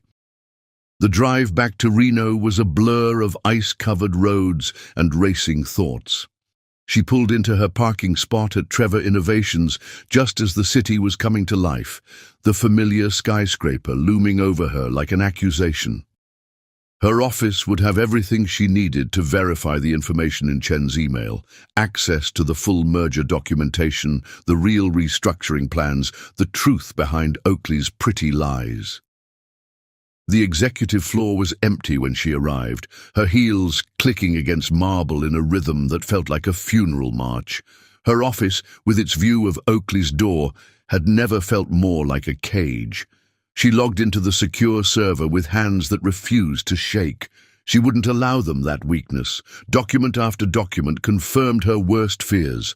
The merger wasn't about creating something new, it was about Oakley Trevor becoming the most powerful CEO in Nevada's corporate history. The Stellar Group would provide the leverage he needed to eliminate the board's oversight, restructure the company to his exact specifications, and yes, change those problematic fraternization policies, but not for love, for control.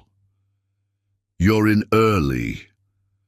Oakley's voice from her doorway made her jump.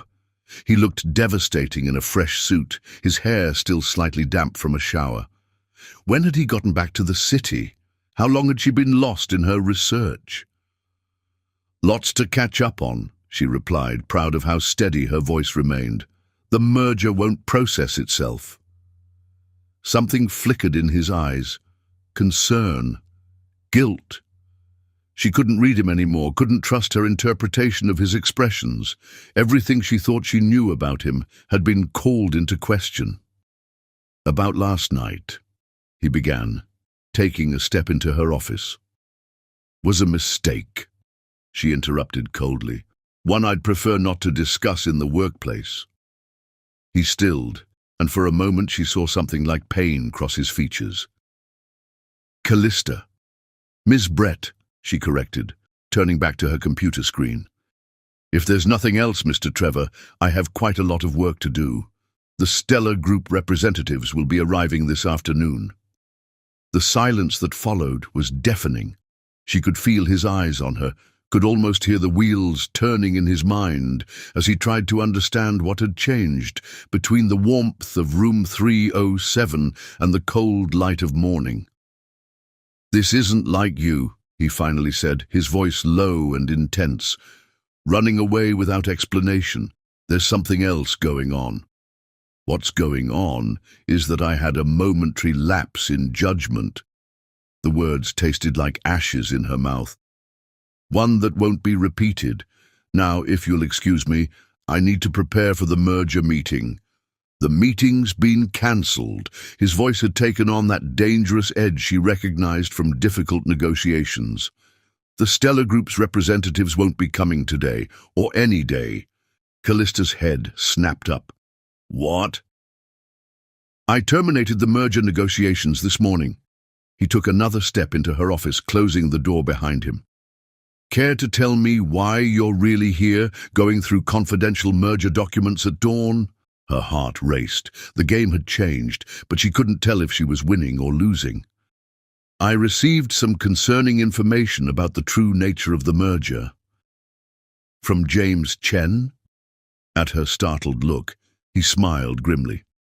Did you really think I wouldn't know about that email?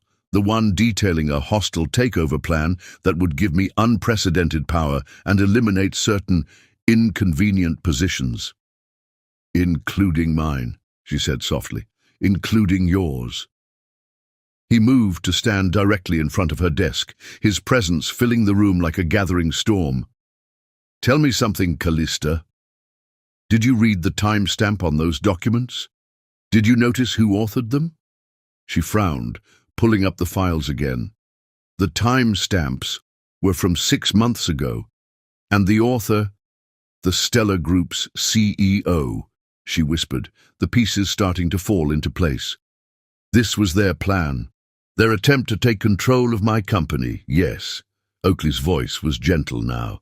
They thought if they could prove I was violating company policy, say, by having a relationship with a subordinate, they could force me out.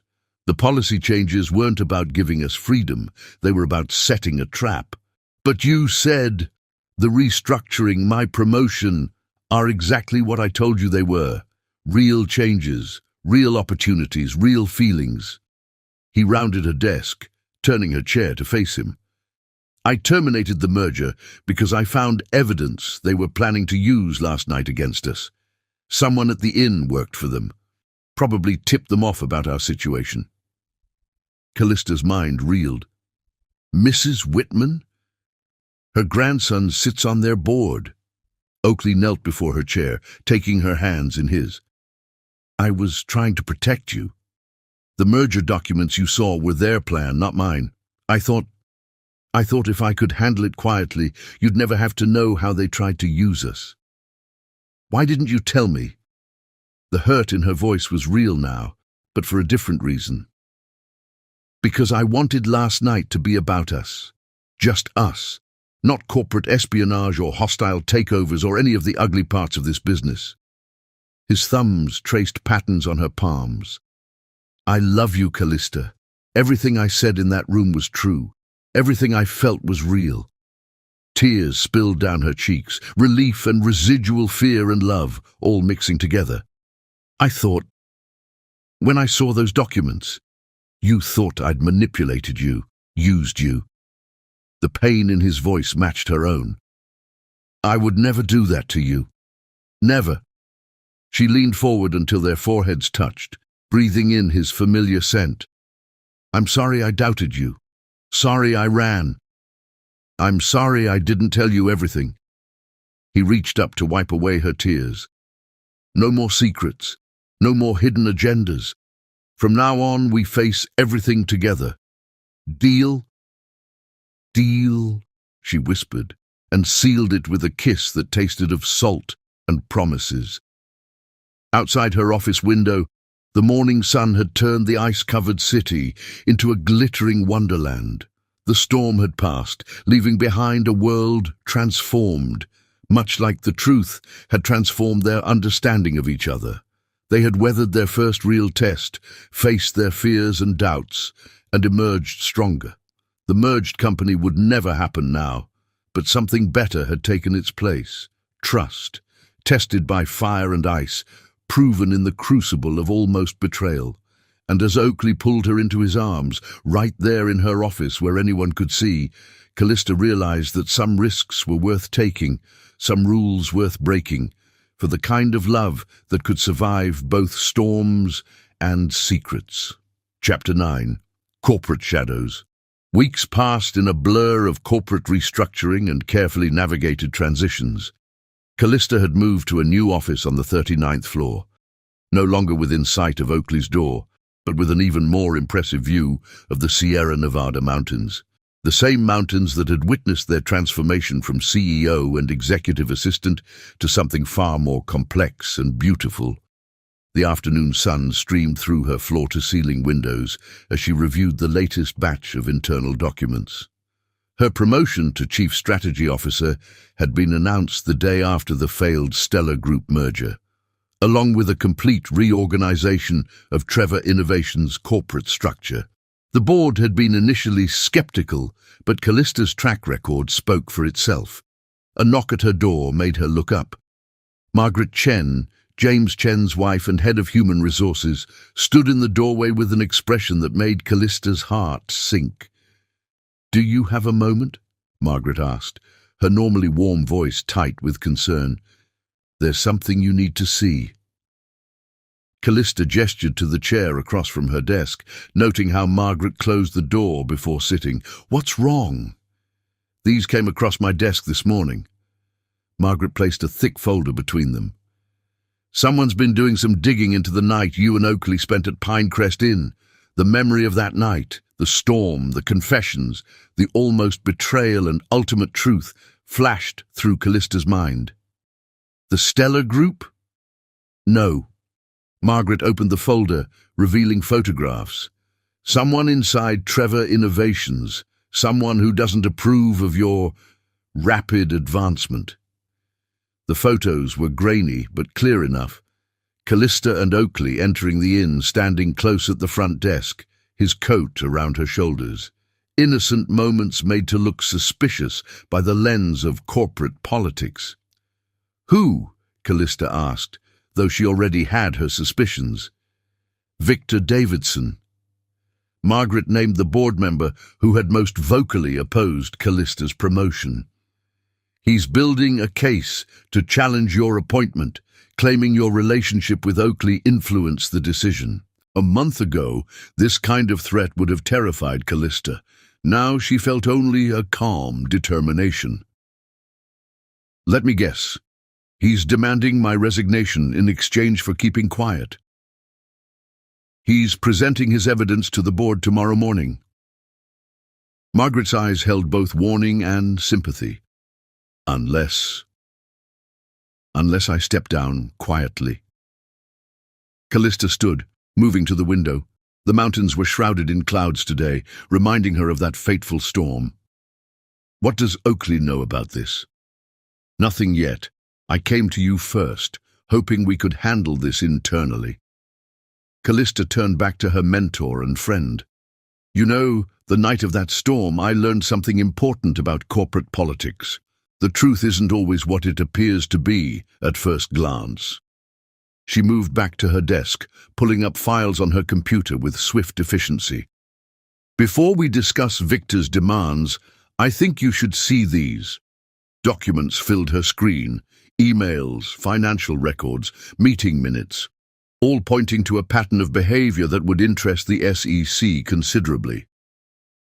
"Victor's been orchestrating his own little scheme," Callista explained, turning the monitor so Margaret could see.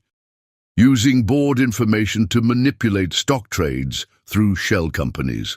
I discovered it while reviewing the Stellar Group merger documents." Margaret's eyes widened as she scanned the evidence.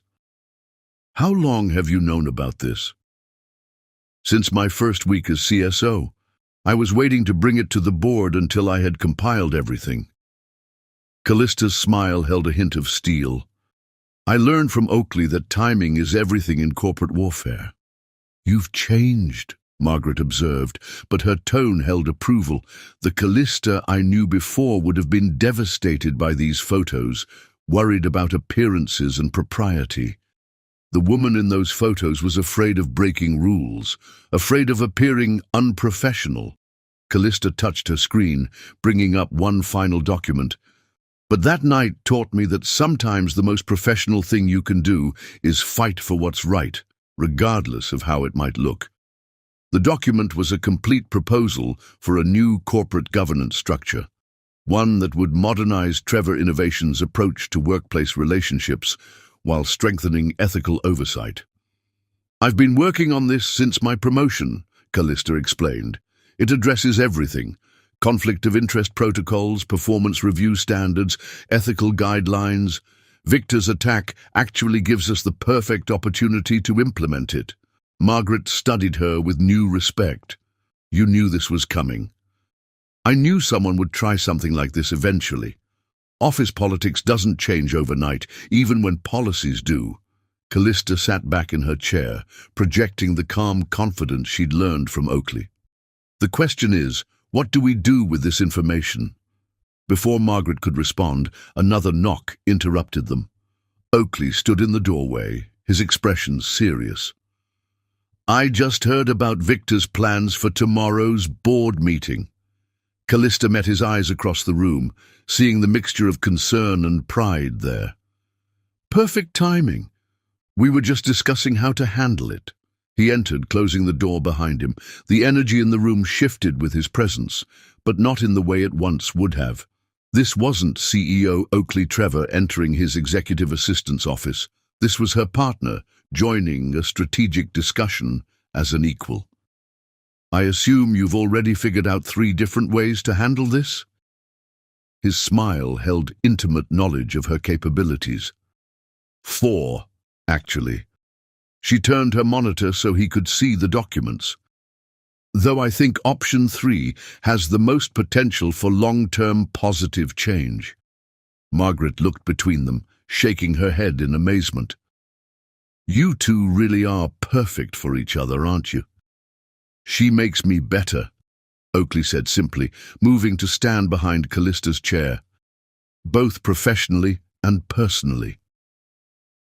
And he taught me that following your heart doesn't make you less professional, Callista added, reaching up to squeeze his hand. It just makes you more authentic. So, what's option 3? Margaret asked, pulling them back to the matter at hand. Callista outlined her plan, using Victor's attack as a catalyst for implementing comprehensive corporate governance reform. The new policies would protect workplace relationships that met ethical guidelines while creating stricter oversight for actual conflicts of interest like Victor's trading schemes. We present it to the board immediately after Victor makes his accusations, she explained. Show them that we're not just defending our relationship, we're creating a better, more ethical company culture. And the evidence of his insider trading, Margaret asked, goes to the SEC either way, Oakley stated firmly. That kind of behavior has no place in my company.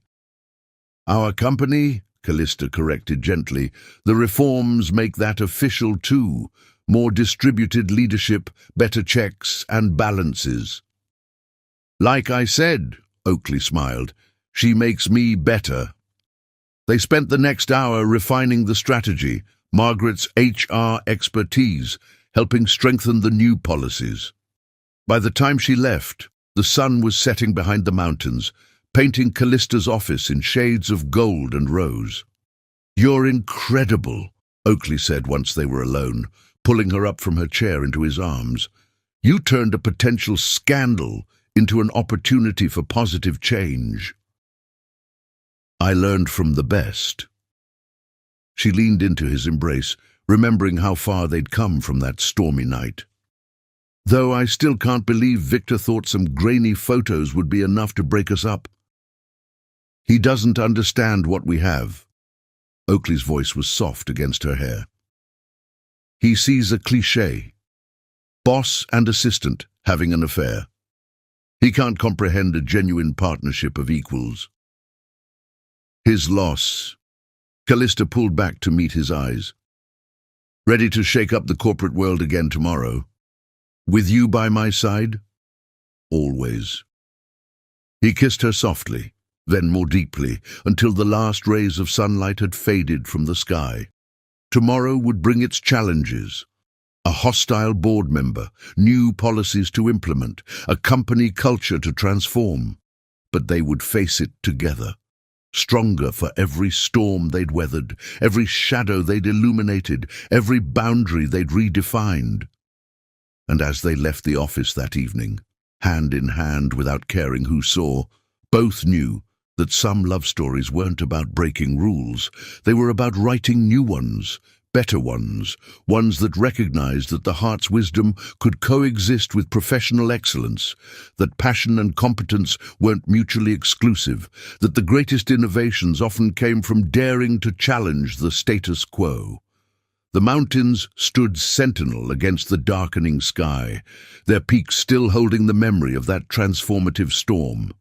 In their shadow, Callista and Oakley had found not just love, but a new way of leading, of living, of being, and no amount of corporate shadows could dim the light they'd kindled in room 307.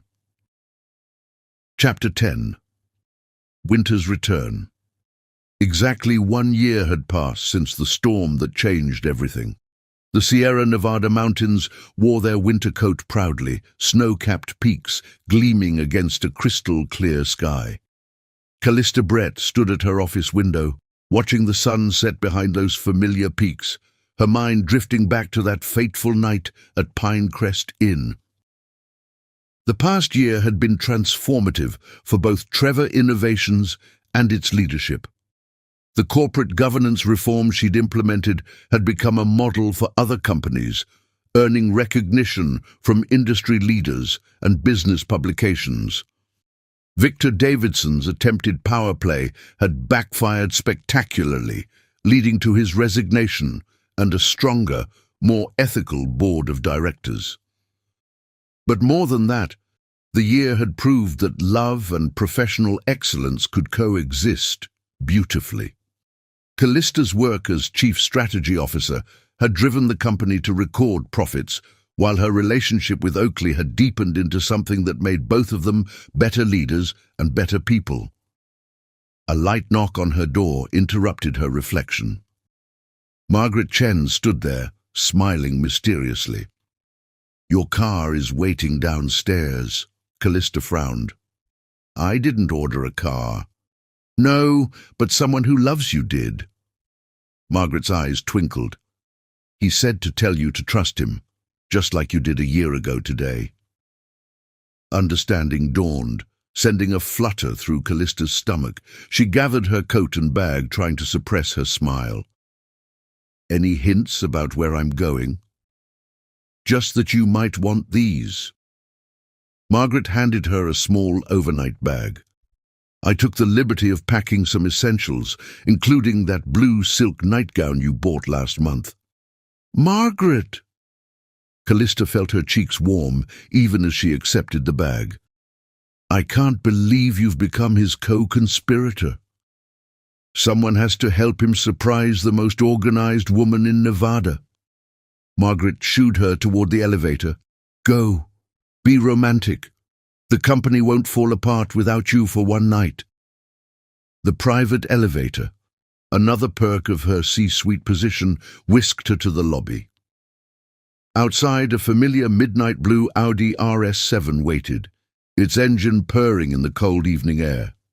But instead of Oakley at the wheel, she found a professional driver who opened the door with a courteous nod. On the back seat lay a single red rose and a note in Oakley's distinctive handwriting: "Follow the memories." Oh. The car pulled away from Trevor Innovations headquarters, taking the same route they'd driven that stormy night a year ago. Callista's heart raced as she recognized the familiar turns, the way the city gave way to mountain roads, the gradual climb into the Sierra Nevada's embrace. Snow began to fall softly, fat flakes drifting past the windows like nature's confetti. But unlike last year's violent storm, this snowfall was gentle, romantic, as if the weather itself was celebrating their anniversary. Pinecrest Inn appeared through the curtain of snow like a scene from a fairy tale. Every window glowed with warm light, and delicate ice sculptures lined the path to the entrance. Mrs. Whitman stood in the doorway, her silver hair arranged in its usual elegant bun, her smile knowing. "Welcome back, dear," she said warmly as Callista approached. "Though I must apologize for my part in last year's drama, my grandson can be quite persuasive when he wants something." "Water under the bridge," Callista assured her, understanding now why Oakley had chosen to return here. Some places held power beyond mere memory. They were catalysts for transformation. "Is he room 307? Mrs. Whitman's eyes twinkled. "Some things are meant to come full circle." The stairs creaked familiarly under Callista's feet as she climbed to the third floor. The hallway looked exactly as she remembered, though this time strings of tiny white lights had been woven through the antique light fixtures, creating a magical atmosphere. Room 307's door stood slightly ajar, firelight spilling into the hallway. Callista's hand trembled slightly as she pushed it open, her breath catching at the sight before her. The room had been transformed. Hundreds of candles created a warm, golden glow, their light reflecting off crystal vases filled with winter roses. The antique bed was made up with what looked like the same blue and silver quilt from a year ago. And there, by the window where they'd shared their first kiss, stood Oakley. He turned at her entrance, and the love in his eyes made her heart skip. "You came. Did you doubt I would?" "Never." He crossed the room in 3 strides, pulling her into his arms. "Not since the day you told the board they were wrong about that merger strategy. I've never doubted you since then." Callista melted into his embrace, breathing in his familiar scent. "The room looks beautiful, though I notice the heating is working perfectly this time. I may have had them upgrade the system after last year." His chuckle rumbled through his chest. "Though I have to admit that failing radiator did work in my favor." I seem to remember something about body heat being the most efficient way to warm someone up." She smiled against his shoulder. "Very professional medical advice, as I recall." "Speaking of professional..." Oakley pulled back slightly, his expression growing serious. "There's something I need to tell you." Callista's heart skipped for a different reason. "What is it?" "I'm stepping down as CEO." The words hung in the air between them. Callista blinked, trying to process their meaning. "What? Why?" "Because the company needs new leadership for its next phase of growth." His hands came up to cup her face. "Leadership that understands both innovation and ethics, that can balance progress with humanity. Leadership like yours." Understanding dawned. "Me? But..." "The board voted this morning. Unanimously." His smile was full of pride and love. "You're the best person for the job, Callista. You've proven that over and over this past year. I'll stay on as chairman, focusing on long-term strategy, but the day-to-day leadership should be in your hands." Tears pricked at her eyes. "You planned all this? The anniversary? The room?"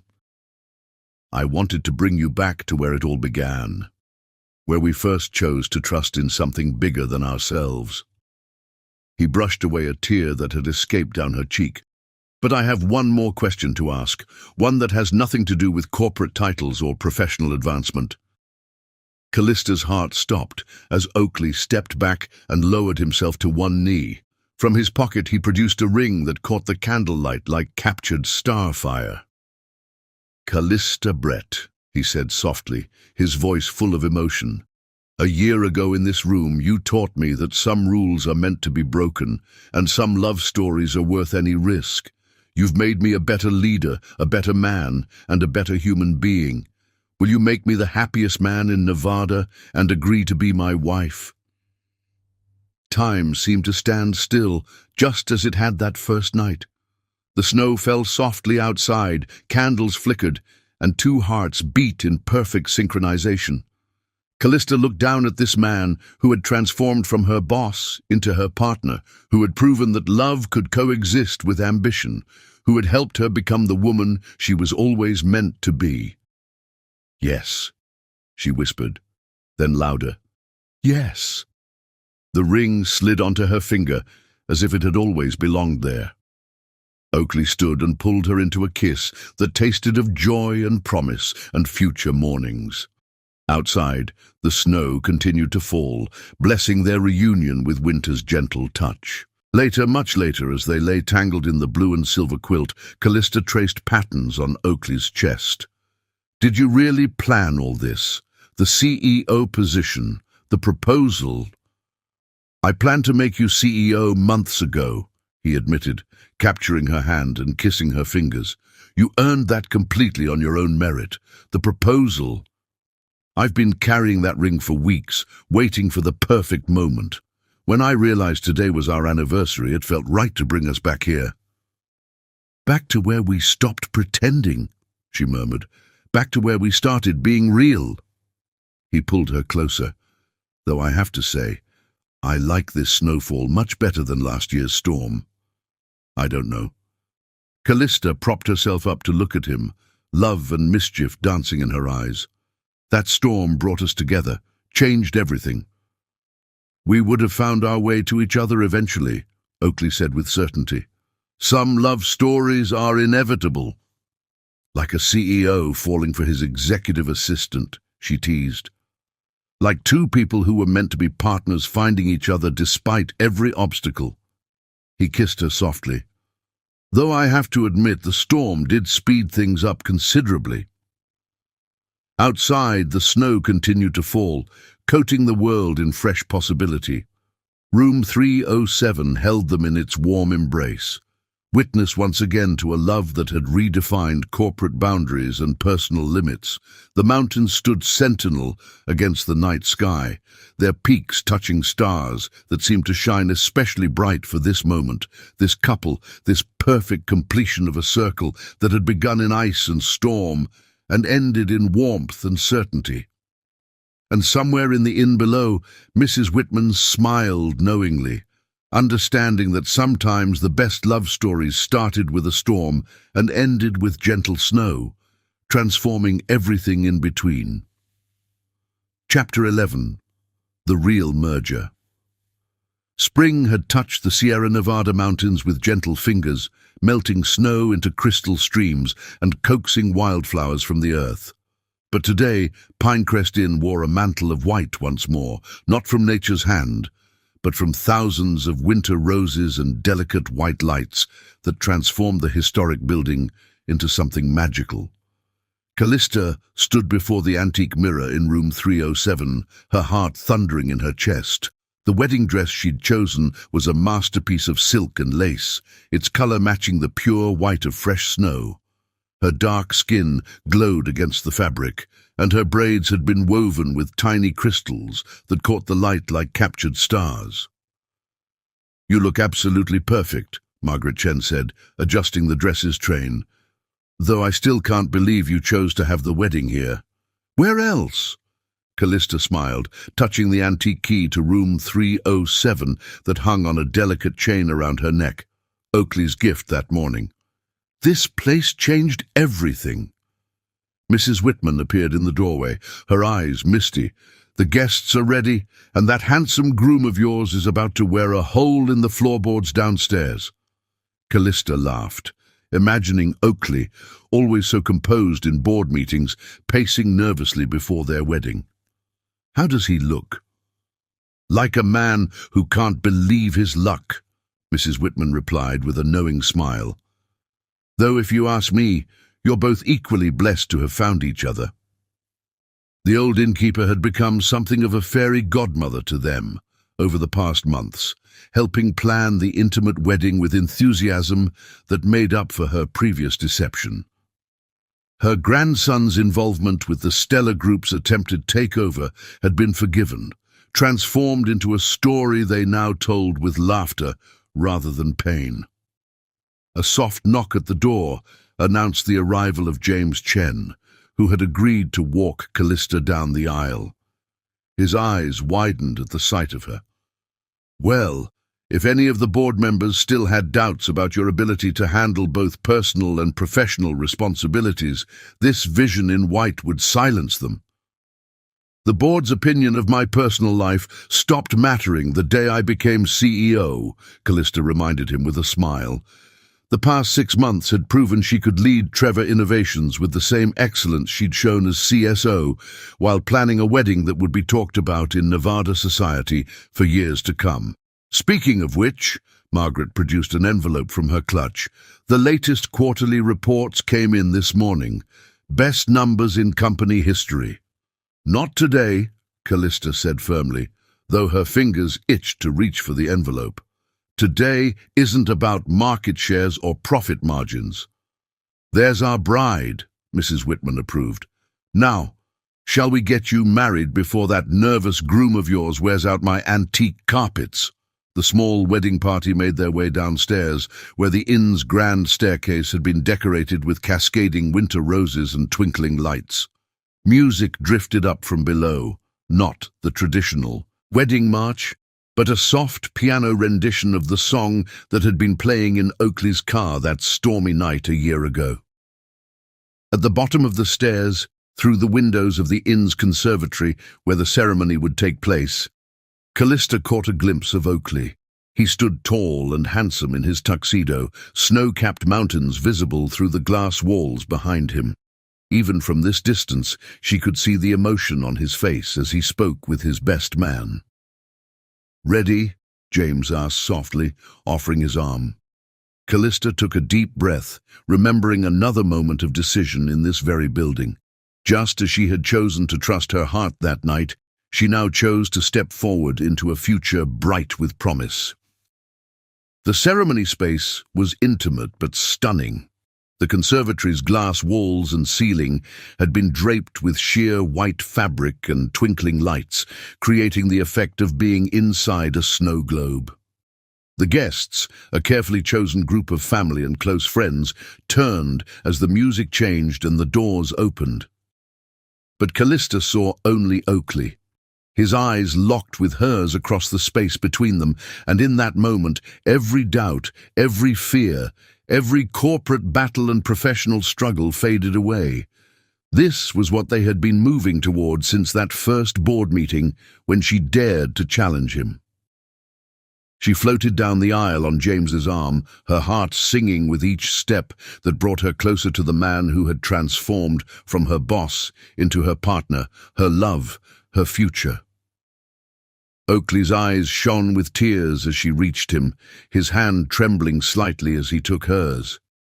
"You take my breath away," he whispered as she joined him before the officiant. The ceremony itself was a blur of emotion and perfect moments. They had written their own vows, weaving their unique story into promises for the future. "I vow to be your partner in all things," Oakley's voice rang clear and strong, "to support your dreams as you've supported mine, to challenge you to be ever better as you've challenged me, and to love you with the same passion and dedication you bring to everything you do." Callista's voice shook with emotion as she made her own promises. "I vow to trust in us as I learned to trust that stormy night, to be your equal in love as in business, to break down any walls that try to separate us and to face every challenge and celebration by your side." The exchange of rings, the official pronouncement, the first kiss as husband and wife. Each moment felt both surreal and perfectly right. The guests applauded as they turned to face them, but Callista and Oakley remained in their own world for a moment longer, foreheads touching, hearts beating in sync. The reception was held in the inn's grand dining room, transformed into a winter wonderland that rivaled the storm that had first brought them together. Mrs. Whitman had outdone herself with the decorations, combining elegant corporate sophistication with romantic whimsy in a way that perfectly represented the couple. During the dinner, Margaret rose to give a toast that had everyone alternating between laughter and tears. To the couple who proved that the greatest mergers aren't about corporate takeovers, but about two hearts finding their perfect match. And to room 307, may it continue to work its magic for years to come. Later, as they shared their first dance, Oakley pulled Callista close enough to whisper in her ear, "Happy?" "Perfect," she replied, then smiled mischievously. "Though I do have one piece of business news that couldn't wait until after the honeymoon." "Oh?" His eyebrow raised in that familiar way that still made her heart skip. "We're going to need to implement those new parental leave policies sooner than expected." She watched understanding dawn in his eyes. "About 7 months sooner." Joy bloomed across Oakley's face as he processed her meaning. His arms tightened around her as he spun her in an impromptu twirl that made their guests cheer. "Really?" "Really," she confirmed, laughing at his excitement. "Though I plan to run the company right up until delivery. And before you protest, remember who's CEO now." "I wouldn't dare argue with my boss," he teased, pulling her close again. "I love you, Mrs. Trevor." "I love you too," she whispered back. "Though professionally I'm keeping Brett." "Of course you are." His smile was proud and loving. You've built that name into a symbol of excellence, just like you've built us into something extraordinary." They danced on as snow began to fall outside, nature's blessing on their celebration. The mountains stood sentinel as they had that first night, witnesses to a love story that had redefined corporate culture and personal boundaries. And in the corner, Mrs. Whitman dabbed at her eyes with a handkerchief, knowing that some guests would later swear they saw a ghostly figure nodding approval, the spirit of the inn blessing this perfect merger of hearts and futures. Chapter 12. Love's Legacy. As the wedding reception drew to a close, snowflakes continued their gentle dance outside Pinecrest Inn's windows. The last of the guests had departed, leaving behind echoes of laughter and celebration.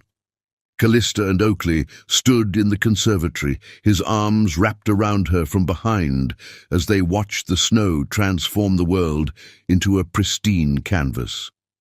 "Do you believe in fate?" Callista asked softly, her wedding dress catching the remaining twinkling lights like captured starlight. "That some things are meant to be, no matter what obstacles stand in their way." Oakley's arms tightened around her, his chin resting on her shoulder.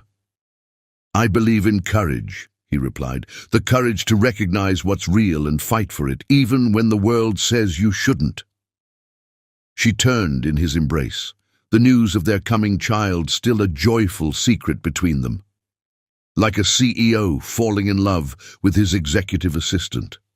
Like two people refusing to let rules and expectations define their happiness. His hand drifted to her stomach, though there was no visible sign yet of the miracle growing within. "We're living proof that the greatest achievements come from daring to challenge convention." Mrs. Whitman appeared in the doorway, carrying something in her hands. "Before you leave for your honeymoon, I have something for you both." She presented them with an elegant leather-bound book.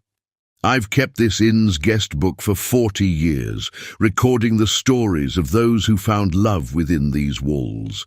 But your story, yours deserves its own volume." Opening the book, they found their own journey chronicled in Mrs. Whitman's elegant handwriting, from that first stormy night to this snowy evening of their wedding. The final page held a message that brought tears to Callista's eyes.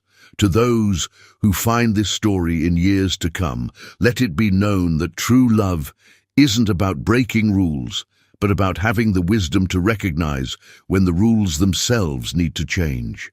Callista and Oakley didn't just find love in room 307, they redefined what was possible when courage meets destiny. Their legacy isn't just in the company they transformed or the policies they changed. It's in proving that professional excellence and profound love can coexist, strengthen each other, and create something greater than either could achieve alone. May their story inspire others to trust their hearts, even when convention says otherwise. May it remind us that the greatest innovations often come from daring to imagine a different way. And may it stand as testament that some loves are worth every risk, every struggle, every moment of doubt. In their union, we witness not just a marriage of hearts, but a blueprint for a future where passion and professionalism, love and leadership, personal joy and professional excellence dance together in perfect harmony. Let those who read these pages understand, the truest mergers aren't written in corporate documents, but in the hearts of those brave enough to believe in something bigger than themselves. Oakley traced the words with gentle fingers. "She's right, you know. What we've built goes beyond us now." "A legacy of love and leadership," Callista agreed, thinking of their child, of future generations who might find inspiration in their story. Proving that the heart's wisdom can be the greatest business strategy of all. They thanked Mrs. Whitman, who embraced them both with tears in her eyes before shooing them toward the stairs. "Go on now. Room 307 awaits its most important guests one last time before your honeymoon." Hand in hand, they climbed the familiar stairs, each step carrying the weight of memory and promise. the hallway where they'd first crossed the line between professional and personal, the door that had witnessed their transformation from CEO and executive assistant to partners in every sense. Room 307 welcomed them with warm firelight and scattered rose petals, the same blue and silver quilt adorning the bed. But now there were no doubts, no hesitations, no boundaries left to cross. Just two people who had dared to imagine something greater than convention allowed, and in doing so had changed not just their own lives, but the lives of countless others.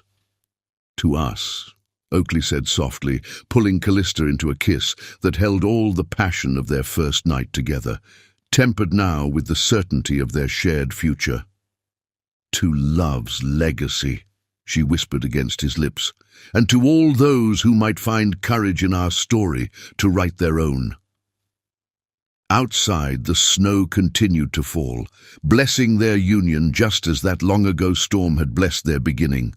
The mountains stood eternal, guardians of a tale that would be told for generations, not just of how a CEO fell in love with his executive assistant, but of how two souls dared to challenge the world's expectations and, in doing so, created something extraordinary. And in every snowflake that danced past the windows of room 307, in every flicker of firelight that painted shadows on the walls, in every beat of their synchronized hearts, one truth rang clear. Some love stories do more than break the rules. They rewrite them entirely, creating new possibilities for all who follow. This was their legacy. Not just to each other, not just to the child growing beneath Callista's heart, but to every person who ever stood at the crossroads of convention and courage, wondering which path to choose. Through their story, they offered a simple but powerful truth: choose love. Choose courage. Choose to believe that something extraordinary awaits those brave enough to reach for it. As the night deepened around Pinecrest Inn, as the mountains kept their ancient watch, as the snow wove its gentle blanket over the world, Callista and Oakley held each other close in room 307, knowing that their story was both an ending and a beginning, a testament to the power of love to transform not just two lives, but the very rules that govern our world. For in their love, they had created not just a marriage, not just a modernized company, but a legacy that would inspire generations to come.